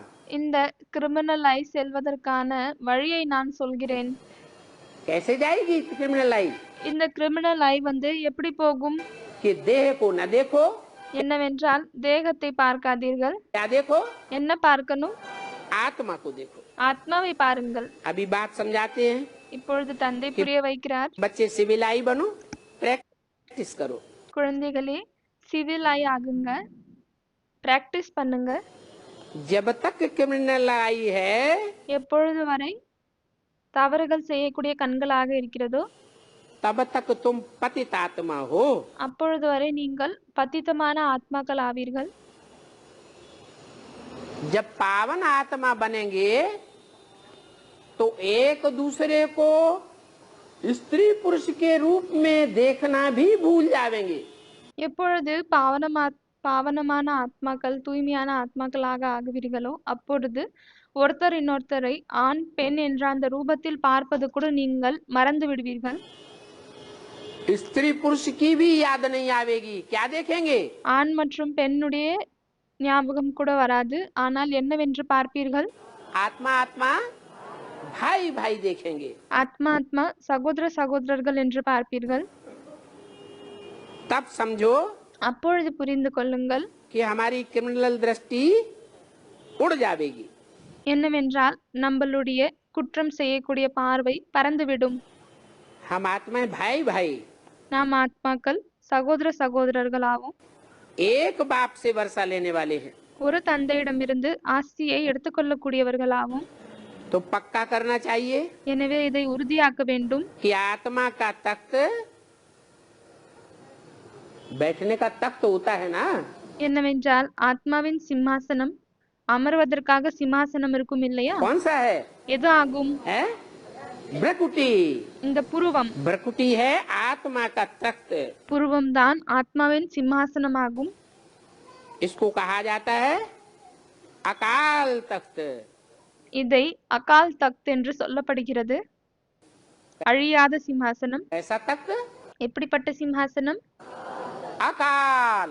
अकाल माने அகால் என்று சொல்கிறார். அகால் என்றால் जिस तख्त को काल खा ही नहीं सकता, எந்த சிம்மாசனத்தை காலனால் சாப்பிடவே முடியாது. ऐसा अकाल तख्त बनना है। அப்படிப்பட்ட அகால் தக்த் அகால் சிம்மாசனமாக ஆக வேண்டும். कितने होंगे अकाल तख्त? எத்தனை பேர் அப்படிப்பட்ட அகால் சிம்மாசனமாக இருப்பார்கள்? कितने बनेंगे अकाल तख्त? எத்தனை பேர் அந்த அகால சிம்மாசனம் கொண்டவர்களாக ஆகுவார்கள்? 4.5 लाख आत्माएं होंगी 4 லட்சம் ஆத்மாக்கள் இருப்பார்கள். जो अकाल तख्त की स्टेज ग्रहण करेंगी। யார் அகால் தக்தனுடைய ஸ்டேஜை தாரண பண்ணுவாங்க? क्या? என்ன? जिनके तख्त को काल भी खा नहीं सकेगा। யாருடைய அந்த சிம்ஹாசனத்தை காலனால் சாப்பிட முடியாது. वो अपनी स्वेच्छा से अपने शरीर को बर्फ में सुरक्षित रख देंगी। அவங்க விருப்பப்பட்டு தன்னுடைய உடலை பனியில் பாதுகாப்பாக வைத்து விடுவார்கள்.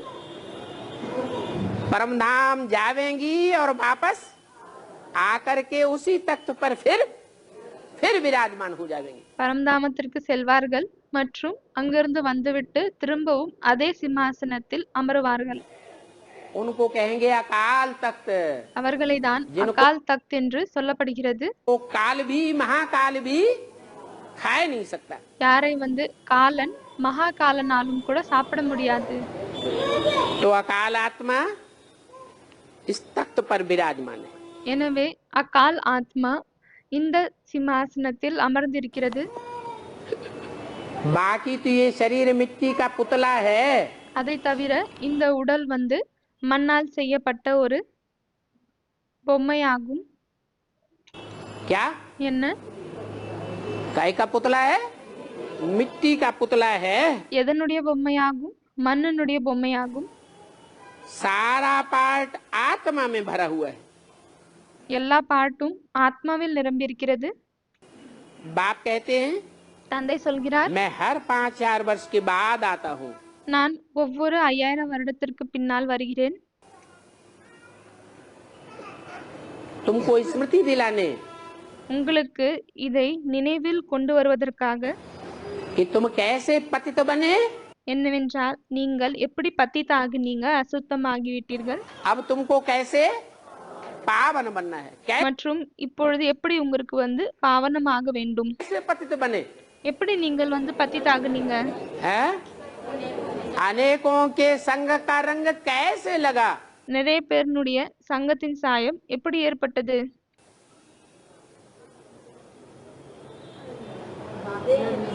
अरे ने इंद्रियों से अनेकों का संग किया। அரே, இந்த இந்திரியங்கள் மூலமாக நிறைய பேருடைய சங்கத்துல வந்தீங்க. उनमें ये आंखें भी शामिल हैं। அதுல இந்த கண்கள் கூட இருக்குது. अनेकों का संग का रंग लेते लेते நிறைய பேருடைய சங்கத்தின் சாயத்தை எடுத்துக்கொள்ளும் காரணத்தால் याद आती रही। அவங்களுடைய நினைவு கொண்டே இருந்துச்சு. जब अनेकों की याद आएगी तो व्यभिचारी याद होगी या व्यभिचारी याद होगी। எப்பொழுது நிறைய பேருடைய நினைவு வருமோ அது விபச்சார நினைவா இல்லையானால் அவ்வெபச்சாரமான நினைவா? व्यभिचारी याद करते करते व्यभिचारी कर्म करते करते விபச்சார நினைவு செய்து கொண்டு விபச்சார கர்மத்தை செய்து கொண்டு हम आत्माएं सब क्या बन गई। நாம் ஆத்மாக்கள் அனைவரும் என்னவாகிவிட்டோம்?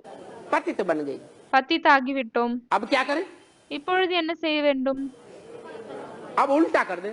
இப்பொழுது தலைகீழாக செய்ய வேண்டும். अनेकों का संग छोड़ और संग तोड़ நிறைய பேருடைய சங்கத்தை உடைத்து விட்டு एक संग जोड़, ஒருத்தரோடு சங்கத்தை இணைத்துக் கொள்ள வேண்டும். एक शिव बाबा को याद करना है, ஒரே ஒரு சிவபாபாவை நினைவு செய்ய வேண்டும். देखना है तो एक शिव बाबा को देखना है, பார்த்தாலும் ஒரே ஒரு சிவபாபாவை தான் பார்க்க வேண்டும். साथ लेना है तो एक शिव बाबा का साथ ले, बात துணை வேண்டும் என்றாலும் ஒரு சிவபாபாவினுடைய துணையை தான் எடுத்துக்கொள்ள வேண்டும். करना है तो एक शिव बाबा से बात करनी है, பேசணும் என்றாலும் ஒரே ஒரு சிவபாபாவோடு தான் பேச வேண்டும். औरों से अगर अंदर अंदर बात करते रहे, மற்றவர்களோடு ஒருவேளை உள்ளுக்குள் பேசிக்கொண்டே இருந்தால், जिससे प्यार होता है ना, उसे रज रज के बातें करेंगे, யாரோடு அன்பு இருக்கிறது இல்லையா, அவங்களோடு கொஞ்சி கொஞ்சி பேசுவாங்க. इकट्ठे होके खूब नाक में नाक भिड़ा के बातें करते रहेंगे, ஒன்று சேர்ந்து விட்டால் பிறகு மிகவும் அருகில் சென்று விட்டு கொஞ்சி கொஞ்சி பேசுகிறார்கள். तो उसका रिजल्ट क्या होगा? संग का रंग लगेगा कि नहीं लगेगा? பிறகு அதனுடைய ரிசல்ட் என்னவாகும்? சங்கத்தின் சாயம் ஏற்படுமா இல்லையா? लगेगा। बाप कहते हैं अमृत बेले उठो, ஏற்படும். எனவே தந்தை சொல்கிறார், அமிர்த வேளை எழுந்து கொள்ளுங்கள். पहले आत्मिक स्थिति धारण करो, முதலில் ஆத்மீக ஸ்திதியை தாரணை செய்யுங்கள். धारण करने के बाद தாரணை செய்த பிறகு बाप से खूब बातें करो, தந்தையோடு ரொம்ப அதிகமாக பேசுங்கள். तो किसका संग का रंग लगेगा? அப்பொழுது யாருடைய சங்கத்தின் சாயம் ஏற்படும்? एक बाप, दूसरा न कोई। ஒரே ஒரு தந்தை, வேறு யாரும் இல்லை. तुम जानते हो நீங்கள் அறிவீர்கள், हम आए हैं हेल्थ और वेल्थ, நாம் வந்திருக்கிறோம் இந்த ஆரோக்கியம் மற்றும் செல்வாக்கு हैप्पीनेस का वर्षा लेने के लिए। மற்றும் குஷியினுடைய ஆஸ்தியை எடுத்துக்கொள்வதற்காக. क्या என்ன? हमारी ऐसी हेल्थ बने நம்மளது இப்படிப்பட்ட ஆரோக்கியம் இருக்க வேண்டும், जो आधा कल्प तक हमको डॉक्टर का नाम भी न लेना पड़े, என்னவென்றால் அரை கல்பம் வரை நமக்கு டாக்டரின் பெயர் கூட எடுக்க வேண்டிய அவசியம் இருக்கக்கூடாது. कोई दवाई की जरूरत न पड़े, எந்த மருந்தின் அவசியமும் இருக்கக்கூடாது. कोई हॉस्पिटल के चक्कर न काटने पाए। எந்த ஒரு ஹாஸ்பிட்டலை சுற்ற வேண்டிய அவசியம் இருக்கக்கூடாது. क्यों? ஏன் அப்படி? क्योंकि अभी इस संगम युग में हमको बड़े से बड़ा डॉक्टर मिला हुआ है। ஏனெனில் இப்பொழுது சங்கம் யுகத்தில் நமக்கு பெரியதிலும் பெரிய டாக்டர் கிடைத்திருக்கிறார், बड़े से बड़ा हॉस्पिटल मिला हुआ है, பெரியதிலும் பெரிய ஹாஸ்பிட்டல் கிடைச்சிருக்கு. और बड़े से बड़ी उसने दवाई भी हमको दे दी। மற்றும் அவர் பெரியதிலும் பெரிய மருந்து கூட நமக்கு கொடுத்து விட்டார். क्या दवाई दी? என்ன மருந்தை கொடுத்திருக்கிறார்? अपन को आत्मा समझ, தன்னை ஆத்மா என்று புரிந்து கொண்டு एक बाप को याद करो, ஒரு தந்தையை நினைவு செய்யுங்கள். तो तुम बहुत हेल्दी बन जावेंगे, அப்பொழுது நீங்கள் ரொம்பவே ஆரோக்கியம் நிறைந்தவர்களாக ஆகிவிடுவீர்கள். और बहुत वेल्दी बन जावेंगे। அதே போலவே செல்வாக்கு நிறைந்தவர்களாகவும் ஆகிவிடுவீர்கள். वेल्थ धन संपत्ति को कहा जाता है। வெல்த் என்பது செல்வாக்கை சொல்லப்படுகிறது. भगवान बाप आते हैं, बेहद का बाप है, பகவான் தந்தை வருகிறார், அவர் எல்லைக்கு அப்பாற்பட்ட தந்தை ஆகுகிறார். तो बेहद का वर्षा देता होगा। அப்பொழுது அவர் எல்லைக்கு அப்பாற்பட்ட ஆஸ்தியை கொடுப்பார் இல்லையா? हद का बाप होता है, எல்லைக்கு உட்பட்ட தந்தை இருக்கிறார், तो हद का वर्षा देगा। அப்பொழுது அவர் எல்லைக்கு உட்பட்ட ஆஸ்தியை தான் கொடுப்பார். गरीब होगा 10, 20, 50, 100, 50, 100, 200, 400, 1000, 2000, 10,000, 1 लाख दे देगा। ஏழையாக இருந்தால் பிறகு 10, 20, 1000, 100, 200, 30, 40, 50,000 இல்லையானால் 1,00,000 வரை கொடுத்து விடுவாங்க. साहूकार बाप होगा பணக்கார தந்தையாக இருந்தால் करोड़, 2 करोड़, अरब दे देगा। கோடி, 2 கோடி இல்லையானால் 1000 கோடி கொடுப்பாங்க. वो विनाशी है या अविनाशी है? அது அழியக்கூடியதா இல்லையானால் அழிவற்றதா? विनाशी धन संपत्ति है। அழியக்கூடிய பணம் செல்வாக்கு ஆகும். और बाप आकर क्या देते हैं? எனவே தந்தை வந்துவிட்டு என்ன கொடுக்கிறார்? है अविनाशी ज्ञान रतन देते हैं। அழிவில்லாத ஞான ரத்தினத்தை கொடுக்கிறார். परमधाम से नोट नहीं लाते हैं, பரம்தாமத்துல இருந்து ரூபாய் நோட்டை எடுத்துக்கொண்டு வருவதில்லை. सोना चांदी हीरे जवाहरात नहीं लाते हैं। क्या लाते हैं? தங்கம், வெள்ளி, வைரத்தை கொண்டு வருவதில்லை. ஆனால் என்ன கொண்டு வருகிறார்? ज्ञान रतन लाते हैं ஞான ரத்தினங்களை கொண்டு வருகிறார். और ये भी कहते हैं மற்றும் இதை கூட சொல்கிறார், कि जो यहाँ जितने ज्ञान रतन धारण करेगा யார் இங்கு எவ்வளவு ஞான ரத்தினங்களை தாரணை செய்வார்களோ और दूसरों को बांटेगा மற்றும் மற்றவர்களுக்கு அதை ஷேர் பண்ணுவாங்களோ वही ज्ञान रतन यहाँ के धारण किए हुए जन्म जन्मांतर के लिए அதே ஞான ரத்தினங்கள் தான் எதை நாம் இங்கு தாரணை செய்திருக்கிறோமோ அது நிறைய பிறவிகளுக்கு कैसे हो जावेंगी? என்ன ஆகிவிடும்? परमानेंट स्थूल रतन बन जावेंगे। பர்மனன்ட் ஸ்தூலமான ரத்தினங்கள் ஆகிவிடும். क्या? என்ன? ये ज्ञान रतन जितना यहाँ जो धारण करेगा, இந்த ஞான ரத்தினத்தை யார் எவ்வளவு இங்கை தாரணை செய்வார்களோ मान लो राम वाली आत्मा की तरह बहुत बुद्ध रूपी तर्कस में ज्ञान रतन ज्ञान के बाण भरे हुए होंगे।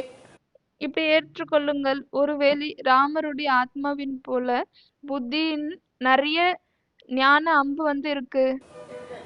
तो जन्म जन्मांतर क्या बनेगा? அப்பொழுது ஜன்ம ஜன்மாந்திரமாக அவர் என்ன ஆகுவாரு?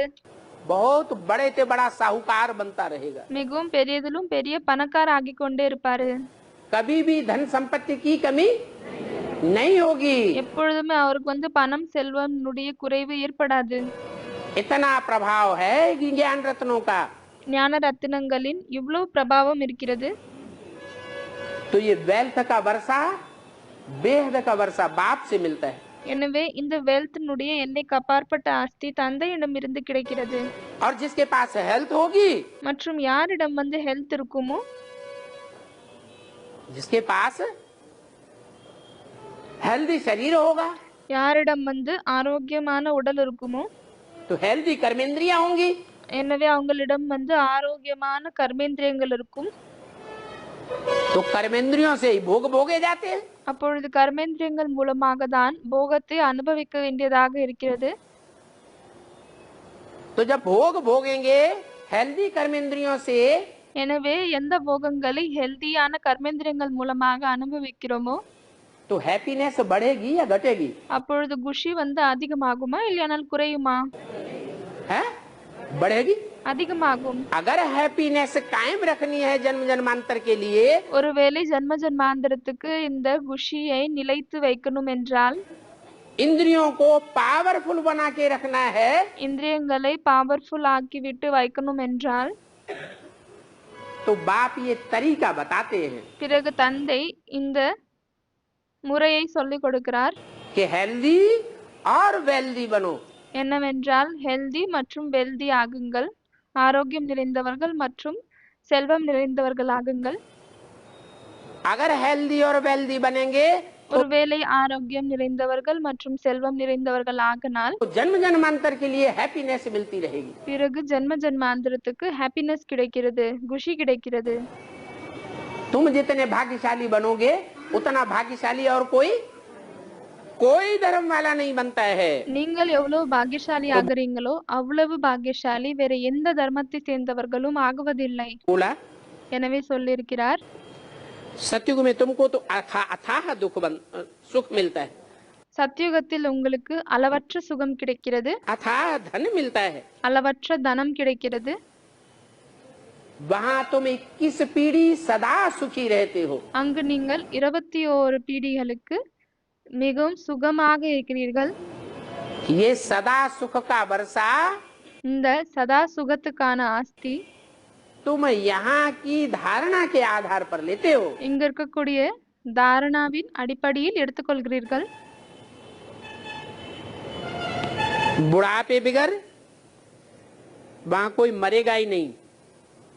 ऐसे नहीं पेट में ही कोई बच्चा मर जाए। அங்கு யாருமே வயதாகாமல் இறக்க மாட்டார்கள். இப்படி இல்லை. என்னவென்றால் ஏதாவது குழந்தை வயிற்றிலே இறந்துவிடும், बचपने में मर जाए, இல்லையானால் குழந்தை பருவத்திலே இறந்து விடுகிறது, जवानी की अवस्था में मर जाए, नहीं। இல்லையானால் இளம் பருவத்தில் இறந்து விடுகிறது. இப்படி இல்லை. जब पूरी आयु होगी, எப்பொழுது ஆயுள் முழுமையாகுமோ, सतयुग में पूरी आयु कितनी होती है? சத்தியுகத்தில் முழுமையான ஆயுள் எவ்வளவு இருக்கிறது?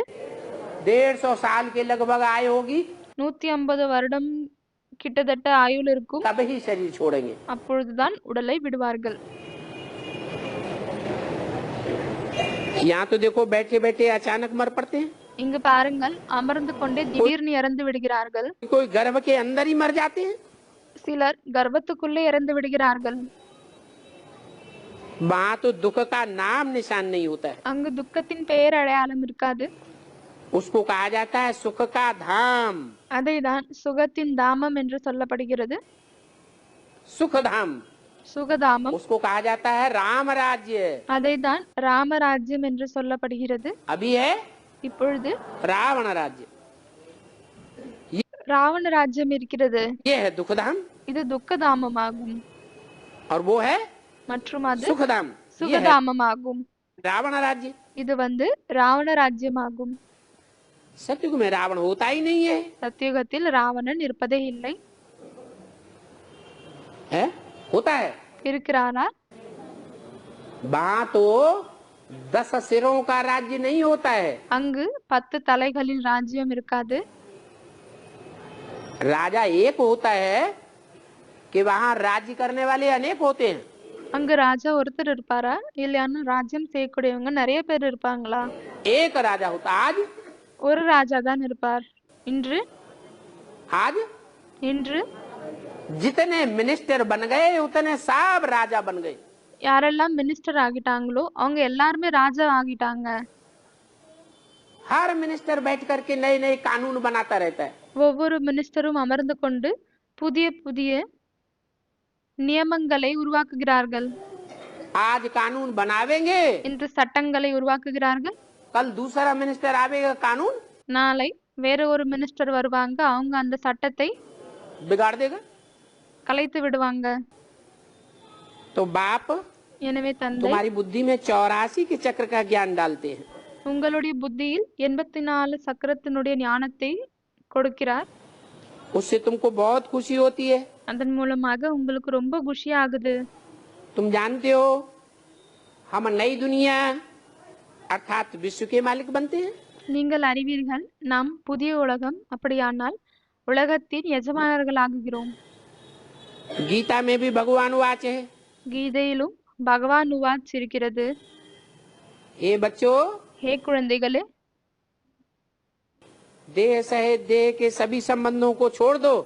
உடல் மற்றும் உடலோடு இருக்கக்கூடிய அனைத்து சம்பந்தங்களை விட்டுவிடு. क्या என்ன क्या करो? என்ன செய்? अपनी देह को भी बुद्धि से छोड़ दो। தன்னுடைய தேகத்தையும் கூட புத்தியின் மூலமாக விட்டுடுங்க. बुद्धि में अपनी देह भी याद ना आए। अरे याद कैसे नहीं आए? दर्द होगा तो याद आएगा कि नहीं आएगा? புத்தியில் தன்னுடைய தேகம் கூட நினைவில் வரக்கூடாது. அரே, எப்படி நினைவில் வராது? ஒருவேளை வலி இருக்குது அப்படின்னா அந்த வலியின் காரணத்தால் ஞாபகம் வருமா வராதா? है? नहीं याद आएगा। जब आत्मिक स्थिति बन जाएगी ஞாபகம் வராது. எப்பொழுது ஆத்மீக ஸ்டேஜ் உருவாகுகிறதோ तो शरीर का दर्द भी बहुत हल्का हो जाएगा। அப்பொழுது உடலினுடைய வலி கூட மிகவும் லேசாகிவிடும். जिनको प्रैक्टिस है वो ये अनुभव भी करते होंगे। யாருக்கு பிராக்டிஸ் இருக்கிறதோ அவர்கள் இதை அனுபவம் கூட செய்கிறார்கள். क्या? என்ன? जब आत्मिक स्थिति लास्ट में बनेगी எப்பொழுது ஆத்மீக ஸ்திதி கடைசியில் ஏற்படுகிறதோ तो बीमारियां बढ़ेंगी या घटेंगी? அப்பொழுது நோய்கள் அதிகமாகுமா இல்லையானால் குறையுமா? दुनिया में एटम बम फटेंगे, प्रदूषण बढ़ेगा, உலகத்தில் ஆட்டம் பம் வெடிக்கும், பொல்யூஷன் அதிகமாகும். तो बीमारियां घटेंगी बढ़ेंगी? அப்பொழுது बढ़ेंगी। நோய்கள் குறையுமா இல்லையானால் அதிகமாகுமா? बाप तो कहते हैं அதிகமாகும். எனவே தந்தை சொல்கிறார், शरीर सड़ते जाएंगे और आत्मा पावरफुल होती जाएगी। உடல் அழுகிக் கொண்டே செல்லும் மற்றும் ஆத்மா பவர்ஃபுல் ஆகும். तो स्थिति कैसी होनी चाहिए? எனவே நிலை எப்படி ஆக வேண்டும்? आत्मिक स्थिति इतनी गहरी होनी चाहिए कि जो देह में लगाओ ஆத்மீக ஸ்திதி இவ்வளவு ஆழமாக வேண்டும் என்னவென்றால் உடலில் எந்த ஈடுபாடு இருக்கிறதோ बुद्धि का याद ही ना आवे। அது நினைவிலே வரக்கூடாது. इसके लिए अपन को आत्मा समझ माम एकम याद करो। இதற்காக தன்னை ஆத்மா என்று புரிந்து கொண்டு என்னை ஒருவனை மட்டும் நினைவு செய்யுங்க. மாமேக்கம் யாத் கரோ. तुम्हारा सच्चा सच्चा खुदा दोस्त वो है क्या? உங்களுடைய உண்மையான खुदा दोस्त அவர் ஆவார். तुम्हारा सच्चा सच्चा खुदा दोस्त உங்களுடைய உண்மையான खुदा दोस्त கடவுள் தோழன் அவர் ஆவார். वो है। किसके तन में बोला? யாருடைய உடலில் சொன்னார்? ब्रह्मा के तन में बोला। பிரம்மாவினுடைய உடலில் சொன்னார். अरे ब्रह्मा के तन में ही बैठा हुआ था तो वो है क्यों? அரே பிரம்மாவினுடைய உடலிலே அவர் அமர்ந்திருக்கும் பொழுது பிறகு அவர் என்று ஏன் சொன்னார்? ये है बोलना चाहिए। இவர் என்று சொல்லிருக்க வேண்டும் இல்லையா? ये है तुम्हारा सच्चा सच्चा खुदा दोस्त। இவர்தான் உங்களுடைய உண்மையிலும் உண்மையான கடவுள் தோழன் என்று ऐसे क्यों नहीं कहा ஏன் சொல்லவில்லை? है? क्योंकि ब्रह्मा के रूप में खुदा दोस्त बन करके नहीं आता है। ஏனென்றால் பிரம்மாவினுடைய ரூபத்தில் खुदा दोस्त ஆகிவிட்டு வரவில்லை. किस रूप में आता है? இந்த ரூபத்தில் வருகிறார். है? हाँ, वो आता है देव देव महादेव, जो बड़े से बड़े देवता है। அவர் வருகிறார் தேவ் தேவ் மகாதேவ், யார் பெரியதிலும் பெரிய தேவதையாக இருக்கிறாரோ उस बड़े से बड़े देवता के तन में आकर के அந்த பெரியதிலும் பெரிய தேவதையினுடைய உடலில் வந்துவிட்டு तुम बच्चों को बड़े से बड़ा वर्षा देता है। குழந்தைகளாகிய உங்களுக்கு பெரியதிலும் பெரிய ஆஸ்தியை கொடுக்கிறார். तो ये याद रहेगा, तुम बच्चों को बहुत खुशी होगी। எனவே இது நினைவில் இருந்தால் குழந்தைகளாகிய உங்களுக்கு ரொம்ப குஷி ஏற்படும். अल्लाह अव्वल दिन का नाटक भी दिखाते हैं அல்லாஹ் அவ்வல் தீனுடைய டிராமா காமிக்கிறாங்க, நாடகத்தை காமிக்கிறாங்க. कि अल्लाह ने आकर के अव्वल नंबर दीन अर्थात धर्म की स्थापना की। என்னவென்றால் அல்லாஹ் வந்துவிட்டு முதல் நம்பர்னுடைய தீன் அப்படியானால் தர்மத்தை படைத்தார். ये हातिम ताई का नाटक भी दिखाते हैं। இந்த ஹாத்திம் தாயினுடைய நாடகத்தையும் காமிக்கிறாங்க. ये सारी इस समय की बातें हैं। किसमें? இவை அனைத்தும் இந்த நேரத்திற்கான விஷயமாகும். எந்த நேரம்? अल्लाह अव्वल दिन की कहानी, அல்லாஹ் அவ்வல் தீனுடைய கதை, हातिम ताई की कहानी ஹாத்திம் தாயினுடைய கதை. चाहो तो टीवी में देख भी सकते हो। இதை வேண்டுமென்றால் நீங்கள் டிவில கூட பார்க்கலாம். वर्तमान ब्राह्मणों की संगमयुगी दुनिया से उन बातों को टैली कर सकते हो, बहुत खुशी आवेगी। வர்த்தமான் சங்கம் யுகத்தில் பிராமணர்களின் உலகத்தில் அந்த விஷயங்களை நீங்கள் ஒப்பிடு பார்க்கலாம். இதுல ரொம்ப உங்களுக்கு குஷி வரும். ये सब इस समय की बातें हैं। இது எல்லாமே இந்த நேரத்தின் விஷயங்களாகும். अभी मनुष्य कितना माथा मारते रहते हैं। இப்பொழுது மனிதர்கள் எவ்வளவு தலையை அடித்துக் கொள்கிறார்கள். माथा मारते हैं कि बच्चे कम पैदा हो, दुनिया की आबादी कम हो जाए।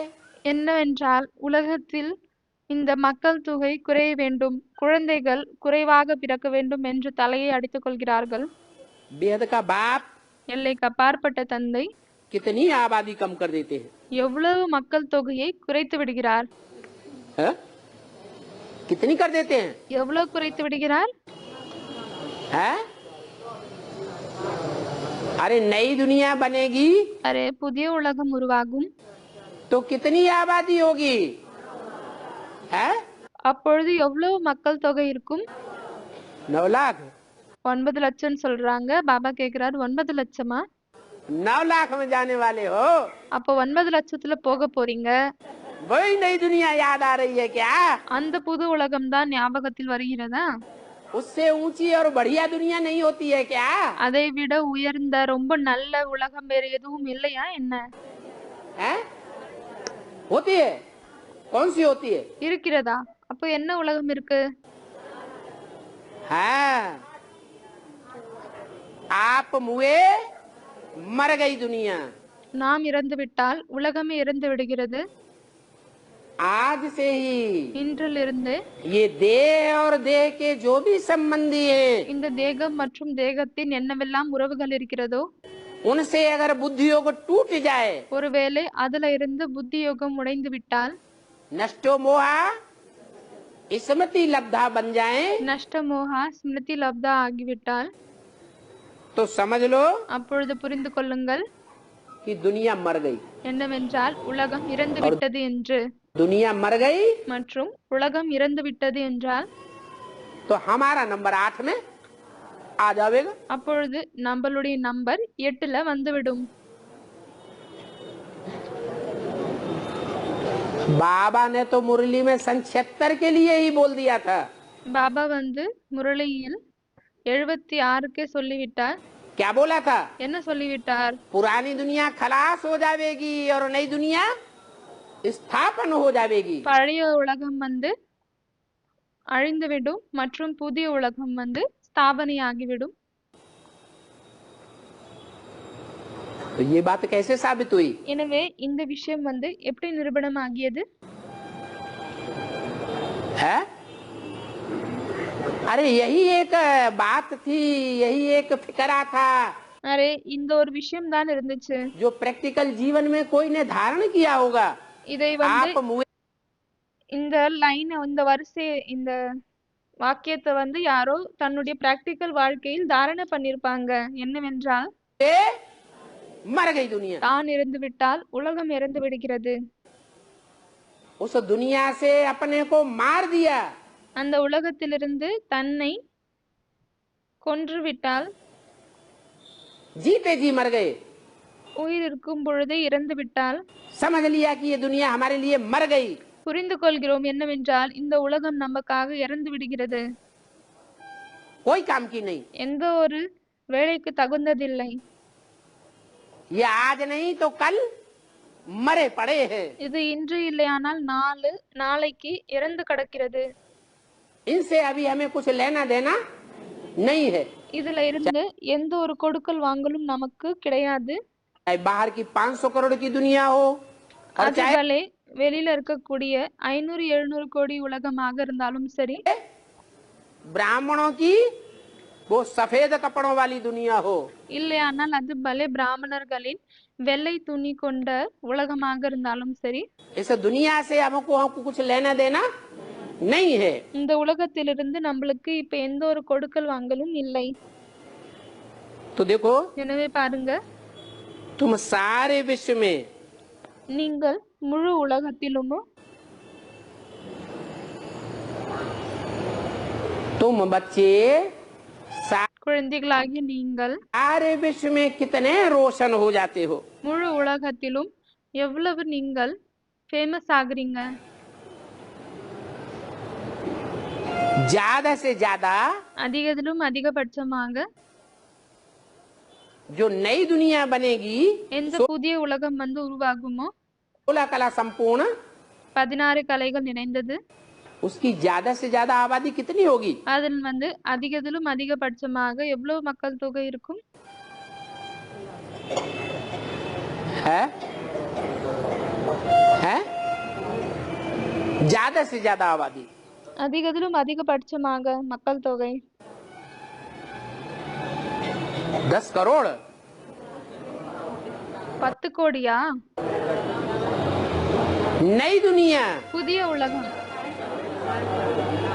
16 कला संपूर्ण, 16 கலைகள் நிறைந்தது.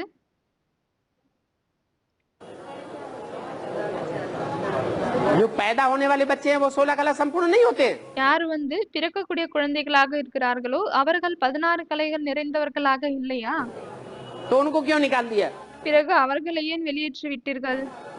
ऐसे कोई माँ बाप होते होंगे जो अपन को 16 कला संपूर्ण बनाना चाहे और अपने बच्चों को कहें तुम सत्यानाश हो जाओ। இப்படிப்பட்ட அம்மா அப்பா யாராவது இருப்பாங்களா என்ன? தன்னை வந்து 16 கலைகள் நிறைந்தவர்கள் ஆக்கணும் என்று நினைப்பார்கள் மற்றும் குழந்தைகளை அப்படியே விட்டுடுவாங்க. कितने होंगे? எத்தனை பேர் இருப்பாங்க? 9 लाख होंगे। 9 லட்சம் தான் ज्यादा இருப்பாங்க. से ज्यादा आबादी। அதிகத்திலும் அதிகபட்சமான மக்கள் தொகை 9 லட்சம் தான். तो बाप कहते हैं எனவே தந்தை சொல்கிறார், आज की दुनिया की आबादी 500-700 करोड़, இன்றைய உலகத்தில் இருக்கக்கூடிய மக்கள் தொகை 500-700 கோடி. 500-700 करोड़ में से 500-700 கோடியில் 1 करोड़ भी नहीं बचेंगे। 1 கோடி கூட இருக்க மாட்டாங்க. क्या? என்ன? 500-700 करोड़ में से 100 करोड़ की तो बात ही छोड़ो, 500-700 கோடியில 100 கோடியினுடைய விஷயமே விடுங்க. 100 करोड़ नहीं, 1 करोड़ भी नहीं बचेंगे। 100 कितने கோடி இல்லை, ஆனால் 1 கோடி கூட இருக்க மாட்டாங்க. बचेंगे? எத்தனை பேர் மிஞ்சுவாங்க? 1 करोड़ का भी 10वां हिस्सा भी नहीं बचेंगे। 1 கோடியில கூட 10வது அதனுடைய 10வது பங்கு கூட வந்து மிஞ்ச மாட்டாங்க. 10 लाख भी नहीं होंगे। 10 லட்சம் பேர் கூட இருக்க மாட்டாங்க. कितने होंगे? எத்தனை பேர் இருப்பாங்க? 9 लाख 9 லட்சம் தான். 16,108 16,108. 9,16,108. इतनी आबादी होगी, இவ்வளவுதான் மக்கள் தொகை இருக்கும். बाकी सारी दुनिया खलास हो जाएगी। அதை தவிர முழு உலகமும் முடிந்துவிடும். तो बाप आकर के कितनी बढ़िया फैमिली प्लानिंग कर देते हैं। எனவே தந்தை வந்துவிட்டு எவ்வளவு நல்ல ஃபேமிலி பிளானிங் பண்றாரு. सारी दुनिया के देश देशांतर कितनी हिम्मत करते हैं। முழு உலகத்தில் இருக்கக்கூடிய எல்லா தேசத்தில் இருக்கக்கூடியவர்களும் எவ்வளவு தைரியத்தை வைக்கிறாங்க, मेहनत करते हैं, எவ்வளவு உழைக்கிறாங்க, कितनी दवाइयां बनाते हैं, எவ்வளவு வந்து மெடிசனை உருவாக்குறாங்க. लेकिन दुनिया की आबादी दिन दूनी रात चौगुनी बढ़ती जाती है। உலகத்தில் இருக்கக்கூடிய மக்கள் தொகை பகலில் 2 மடங்கு, இரவில் 4 மடங்கு அதிகரித்துக் கொண்டே செல்கிறது. तो देखो 9 लाख आबादी जाकर रहती है, बाकी इतने 500-700 करोड़ मनुष्य नहीं होंगे, सभी मुक्ति शांति धाम चले जाते। பாருங்க, 9 லட்சம் பேர் தான் இருப்பாங்க. அதை தவிர இந்த 500-700 கோடி இருக்க மாட்டாங்க. सभी मुक्ति शांति धाम चले जाते हैं।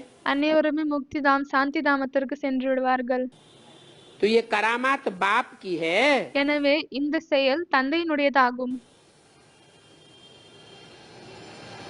एक देवी देवता धर्म का फाउंडेशन लगाते हैं ஒரே ஒரு தேவி தேவதை சனாதன தர்மத்தினுடைய ஃபவுண்டேஷனை போடுகிறார். और बाकी सभी धर्मों का विनाश करा देते हैं। மற்ற அனைத்து தர்மங்களையும் விநாசனம் செய்து விடுகிறார். जो देवी देवता सनातन धर्म के पक्के होंगे वो रह जाएंगे। யாரு தேவி தேவதை சனாதன தர்மத்தை பக்காவாக சார்ந்தவர்கள் இருப்பார்களோ அவர்கள் தான் இருப்பார்கள். बाकी कच्चे पक्के होंगे, दूसरे धर्म में कन्वर्ट होने वाले होंगे, மற்ற உறுதியானவர்கள் இல்லையானால் உறுதியற்றவர்களாக இருப்பார்கள். वो सब खलास हो जाएंगे। அவர்கள் அனைவருமே அழிந்து விடுவார்கள். ये 84 का चक्र अच्छी रीत बुद्धि में बिठाना है। இந்த 84னுடைய சக்கரத்தை நல்ல விதமாக புத்தியில் அமர வைக்க வேண்டும். इसको कहेंगे सुदर्शन चक्र। இதைதான் சுதர்சன சக்கரம் என்று சொல்லப்படுகிறது. बाकी चक्र से कोई गला आदि काटने की बात नहीं है। அதை தவிர சக்கரத்தின் மூலமாக கழுத்தை வெட்டக்கூடிய விஷயம் இல்லை. क्या? जब सुदर्शन चक्र से गला काटते हुए भगवान को दिखाया है, எப்பொழுது சுதர்சன சக்கரத்தின் மூலமாக கழுத்தை வெட்டுவதை போல் பகவானை காமித்திருக்கிறார்கள், उसका अर्थ क्या हुआ? அதனுடைய அர்த்தம் என்னவாகியது? उसका अर्थ हुआ कि ये धड़ अलग कर दिया, அதனுடைய அர்த்தமாகியது என்னவென்றால் இந்த உடலை தனியாக்கி விட்டார், देवान अलग कर दिया தேக அபிமானத்தை தனியாக்கி விட்டார், और आत्मा अलग कर दी। மற்றும் ஆத்மாவை தனியாக்கி விட்டார். आत्मा जब अलग की जाती है ஆத்மா எப்பொழுது வந்து தனியாக்கப்படுகிறதோ तो देवान अलग हो जाता है। அப்பொழுது தேகமானம் தனியாக்கி விடுகிறது. तो तुम बच्चों का आत्माभिमानी बनाने के लिए ऐसा माहौल तुम्हारा बन जाता है। எனவே குழந்தைகளாகிய உங்களை ஆத்மாபிமானி ஆகுவதற்காக இப்படிப்பட்ட சுற்றுச்சூழல் உருவாகி விடுகிறது. तुम ही आत्माभिमानी बनते हो நீங்க ஆத்மாபிமானி ஆகுறீங்க, और बाकी सारी दुनिया மற்ற அனைத்து உலகமும் देह अभिमानी बन जाती है। தேகாபிமானியாக ஆகிவிடுகிறது. तो उनका देहभान खलास होता है और देह भी खलास हो जाती है। எனவே அவங்களோட தேக அபிமானமும் அழிகிறது, और तुम्हारी आत्मा தேகமும் அழிந்து விடுகிறது. ஆனால் உங்களுடைய ஆத்மா तुम्हारी आत्मा अमर बन जाती, तुम अमर देवता बन जाते हो। அமர் ஆகிவிடுகிறது மற்றும் நீங்கள் அமர தேவதைகளாக ஆகிவிடுகிறீர்கள். उन्होंने तो हिंसक शस्त्र बनाई दिया है। அவங்க வந்து இம்சை செய்யக்கூடிய சஸ்திரத்தை ஆயுதத்தை உருவாக்கி விட்டார்கள். किसको? स्वदर्शन चक्र को। எதை? சுயதர்சன சக்கரத்தை. लेकिन तुम्हारा स्वदर्शन चक्र हिंसक है या अहिंसक है? तुम्हारा सुदर्शन चक्र अहिंसक है। ஆனால் உங்களுடைய சுதர்சன சக்கரம் ஹிம்சை செய்யக்கூடியதா இல்லையானால் அஹிம்சை செய்யக்கூடியதா? அஹிம்சை செய்யக்கூடியதாகும். देखो कहाँ की बात कहाँ ले जाते हैं। பாருங்க, எங்க இருக்கக்கூடிய விஷயத்தை எங்கு கொண்டு செல்கிறார்கள்.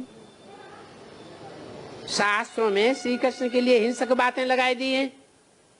சாஸ்திரத்தில் ஸ்ரீகிருஷ்ணருக்காக இம்சைக்குரிய விஷயங்களை எழுதிவிட்டார்கள். कि उन्होंने सबका गला काटा, सबको सुदर्शन चक्र से मारा।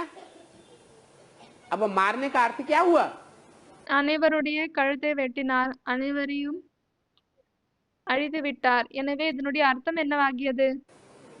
है सबके देवान को क्या कर दिया? खलास कर दिया। அனைவரின் தேகாபிமானத்தை முடித்து விட்டார். तो जिनका देवान होगा उन्हीं का तो देव, उन्हीं को तो खलास करेंगे। யாருடைய தேகாபிமானம் இருக்கிறதோ அவங்களே தானே அழிப்பாங்க. जिन्होंने पुरुषार्थ करके अपने को आत्मा बना लिया, யாரு புருஷார்த்தம் செய்துவிட்டு தன்னை ஆத்மா ஆக்கி கொண்டாங்களோ उनका देवान खलास होने की बात है ही नहीं। அவங்களுடைய தேகாபிமானம் முடியக்கூடிய விஷயமே இல்லை. तो देखो श्री कृष्ण के लिए कितनी ग्लानि कर दी है, எனவே பாருங்கள், ஸ்ரீகிருஷ்ணருக்கு எவ்வளவு கிளானி செய்துட்டாங்க, कितना हिंसक बनाए दिया है। எவ்வளவு இம்சைக்குரியவங்களாக ஆக்கிட்டாங்க. तुम तो डबल अहिंसक बनते हो। நீங்கள் டபுள் அஹிம்சை செய்யக்கூடியவங்களாக ஆகுறீங்க. काम कटारी चलाना ये भी एक हिंसा है। देवताओं को तो காமவிகாரத்தின் கத்தியை உபயோகிப்பது இதுவும் ஒரு இம்சையாகும். पवित्र कहा जाता है। பாருங்கள், தேவதைகளை தூய்மை என்று சொல்லப்படுகிறது. योग बल से யோக பலத்தின் மூலமாக विश्व का मालिक बन सकते हैं। உலகத்தின் எஜமானர்களாக ஆக முடியும். तो योग बल से बच्चे पैदा क्यों नहीं हो सकते? எனவே யோக பலத்தின் மூலமாக ஏன் குழந்தைகள் பிறக்க முடியாது? है? योग बल से क्या मिलती है? विश्व की बादशाही। யோக பலத்தின் மூலமாக என்ன கிடைக்கிறது? உலகத்தின் எஜமான தன்மை. जब विश्व की बादशाही मिल सकती है तो योग बल से बच्चों की पैदाइश नहीं हो सकती। எனவே உலகத்தின் எஜமான தன்மை கிடைக்கும் பொழுது யோக பலத்தின் மூலமாக குழந்தைகள் பிறக்க முடியாதா என்ன? है? उसके लिए इंद्रियों की जरूरत है नहीं? அதற்காக இந்திரியங்களின் அவசியம் இருக்கிறதா? இல்லை. राधा कृष्ण विश्व के मालिक बनेंगे सतयुग में? ராதா கிருஷ்ணர் சத்யுகத்தில் உலகத்தின் எஜமானர்கள் ஆகுவாங்களா? है? नहीं बनेंगे। ஆக மாட்டாங்க. विश्व कहा जाता है 500-700 करोड़। உலகம் என்பது 500-700 கோடியே சொல்லப்படுகிறது. विश्व धर्मों की आत्माएं मौजूद हों உலகத்தின் தர்மத்தை சேர்ந்த ஆத்மாக்கள் இருக்க வேண்டும். तब होते हैं विश्व के महाराजन। அப்பொழுதுதான் விஸ்வத்தின் மகாராஜன் ஆகுகிறாங்க. तो राधा कृष्ण वाली आत्माएं जो पहले पत्ते हैं सृष्टि के, எனவே ராதா கிருஷ்ணனுடைய ஆத்மா யாரு உலகத்தின் முதல் இலையாக இருக்காங்களோ वो भी विश्व के मालिक नहीं बनते। அவங்களும் உலகத்தின் எஜமானராக ஆகுவதில்லை. वो भी इंद्रियों से पैदाइश करते हैं। அவங்களும் கூட இந்திரியங்களின் மூலமாக பிறப்பை கொடுக்கறாங்க. कौन सी इंद्रियों से? எந்த இந்திரியத்தின் மூலமாக? आंख के प्यार से बच्चे पैदा होते हैं। கண்களின் அன்பின் மூலமாக குழந்தைகள் பிறக்கறாங்க. वहाँ मुख का प्यार होता है। तुम तो विश्व के मालिक बनने वाले बच्चे हो। அங்கு यथा வந்து முகத்தின் அன்பு இருக்கிறது. राजा நீங்கள் வந்து உலகத்தின் எஜமானராகவிருக்கிறீர்கள். எப்படிப்பட்ட ராஜாவோ तथा प्रजा, जो विश्व का मालिक होगा அப்படிப்பட்ட பிரஜைகள். எனவே யார் வந்து உலகத்தின் எஜமானராக இருப்பாங்களோ उसकी प्रजा भी அவங்களுடைய பிரஜைகள் கூட क्या समझेगी? என்ன புரிந்து கொள்வார்கள்? मैं कोई साधारण प्रजा नहीं हूँ। நான் ஒன்றும் சாதாரண பிரஜை இல்லை. कैसी प्रजा हूँ? எப்படிப்பட்ட பிரஜை ஆகுவேன்? प्रकृष्ट रूपेण जायते, जिसको प्रकृष्ट पुरुषार्थ करके जन्म दिया गया है। பிரகிருஷ்ட ரூபேண ஜாயத்தே, அதாவது யாருக்கு விசேஷமான ரூபத்தில் புருஷார்த்தத்தை செய்துவிட்டு ஜன்மத்தை கொடுக்கப்பட்டிருக்கிறது. मैं ऐसे बाप का बच्चा हूँ। நான் இப்படிப்பட்ட தந்தையின் குழந்தை ஆகுவேன்.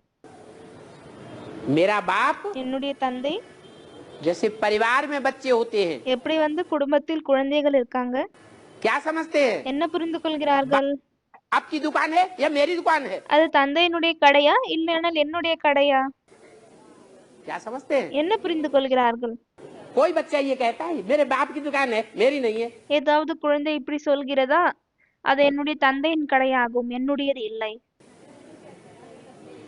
तो जैसे परिवार होता है எனவே எப்படி குடும்பம் இருக்கிறது और बच्चे भी कहते हैं मेरी दुकान है, उन्हें மற்றும் குழந்தைகளும் சொல்கிறார்கள் என்னுடைய கடையாகும் गर्व रहता है। அவர்களுக்கு கர்வம் இருக்கிறது ऐसे ही तुम विश्व के लिए क्या कहोगे? सारे विश्व पर किसका राज्य है? அதே போலவே நீங்கள் உலகத்திற்காக என்ன சொல்வீர்கள் முழு உலகத்தின் மீதும் யாருடைய ராஜ்யம் இருக்கிறது ऐसे नहीं हमारे बाप का राज्य हमारा कहाँ है? இப்படி இல்லை என்னவென்றால் என்னுடைய தந்தையின் ராஜ்யம் ஆகும் என்னுடையது எங்க तुम समझेंगे இப்படி இல்லை நீங்கள் புரிந்து கொள்வீர்கள் कि हमारे बाप का राज्य माने हमारा राज्य, நம்மளுடைய தந்தையின் ராஜ்யம் என்றால் நம்மளுடைய ராஜ்யம் हमारे अंदर जो संकल्प होंगे நமக்குள் என்ன எண்ணங்கள் இருக்குமோ वो बाप के अंदर संकल्प होंगे, அது தந்தைக்குள் இருக்கும் जो बाप के अंदर संकल्प होगा वही हमारे अंदर संकल्प होगा। எது தந்தைக்குள் எண்ணம் இருக்குமோ அதுதான் நமக்குள்ளும் இருக்கும் हमारी एक्टिविटी और बाप की एक्टिविटी अंतर वाली नहीं होगी। நம்மளுடைய ஆக்டிவிட்டி மற்றும் தந்தையினுடைய ஆக்டிவிட்டில எந்த ஒரு வித்தியாசமும் இருக்காது हम एक दूसरे के विरोधी नहीं होंगे।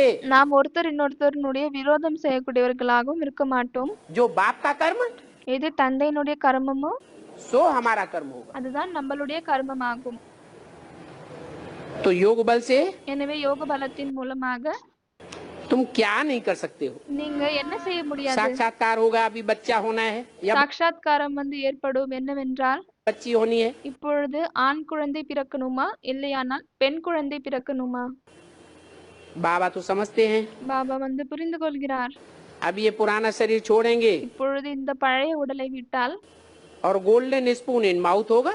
பிறகு கோல்டன் ஸ்பூன் தங்க ஸ்பூன் வாயில் இருக்கும் तुम भी समझते हो, பிறகு நீங்களும் புரிந்து கொள்கிறீர்கள் हम अमरलोक में जन्म लेंगे, நாம் அமர உலகத்தில் பிறக்கவிருக்கிறோம் गोल्डन स्पून इन माउथ होगा। கோல்டன் ஸ்பூன் இன் மவுத் ஆக இருக்கும் प्रजा के पास थोड़े ही इतना धनमाल रहता है, பிரஜைகளிடம் இவ்வளவு தனம் இருக்குமா என்ன बाकी हाँ அதை தவிர ஆம் वहाँ सुख होगा, அங்கு சுகம் இருக்கும் आयु बड़ी होगी, ஆயுள் பெரியதாக இருக்கும் राजा रानी साहूकार प्रजा गरीब आदि सब सुखी रहेंगे। ராஜா ராணி சவுகார பிரஜைகள் ஏழைகள் எல்லாருமே சுகமாக இருப்பாங்க दुख की कोई बात नहीं होगी। துக்கத்தின் எந்த ஒரு பெயர் அடையாளமும் இருக்காது अच्छा நல்லது मीठे मीठे सिकिल दे रूहानी बच्चों को இனிமேலும் இனிமையான செல்ல குழந்தைக்கு रूहानी बाप दादा का याद प्यार गुड मॉर्निंग। ருஹானி பாம் தாதாவினுடைய அன்பு நினைவுகள் குட் மார்னிங்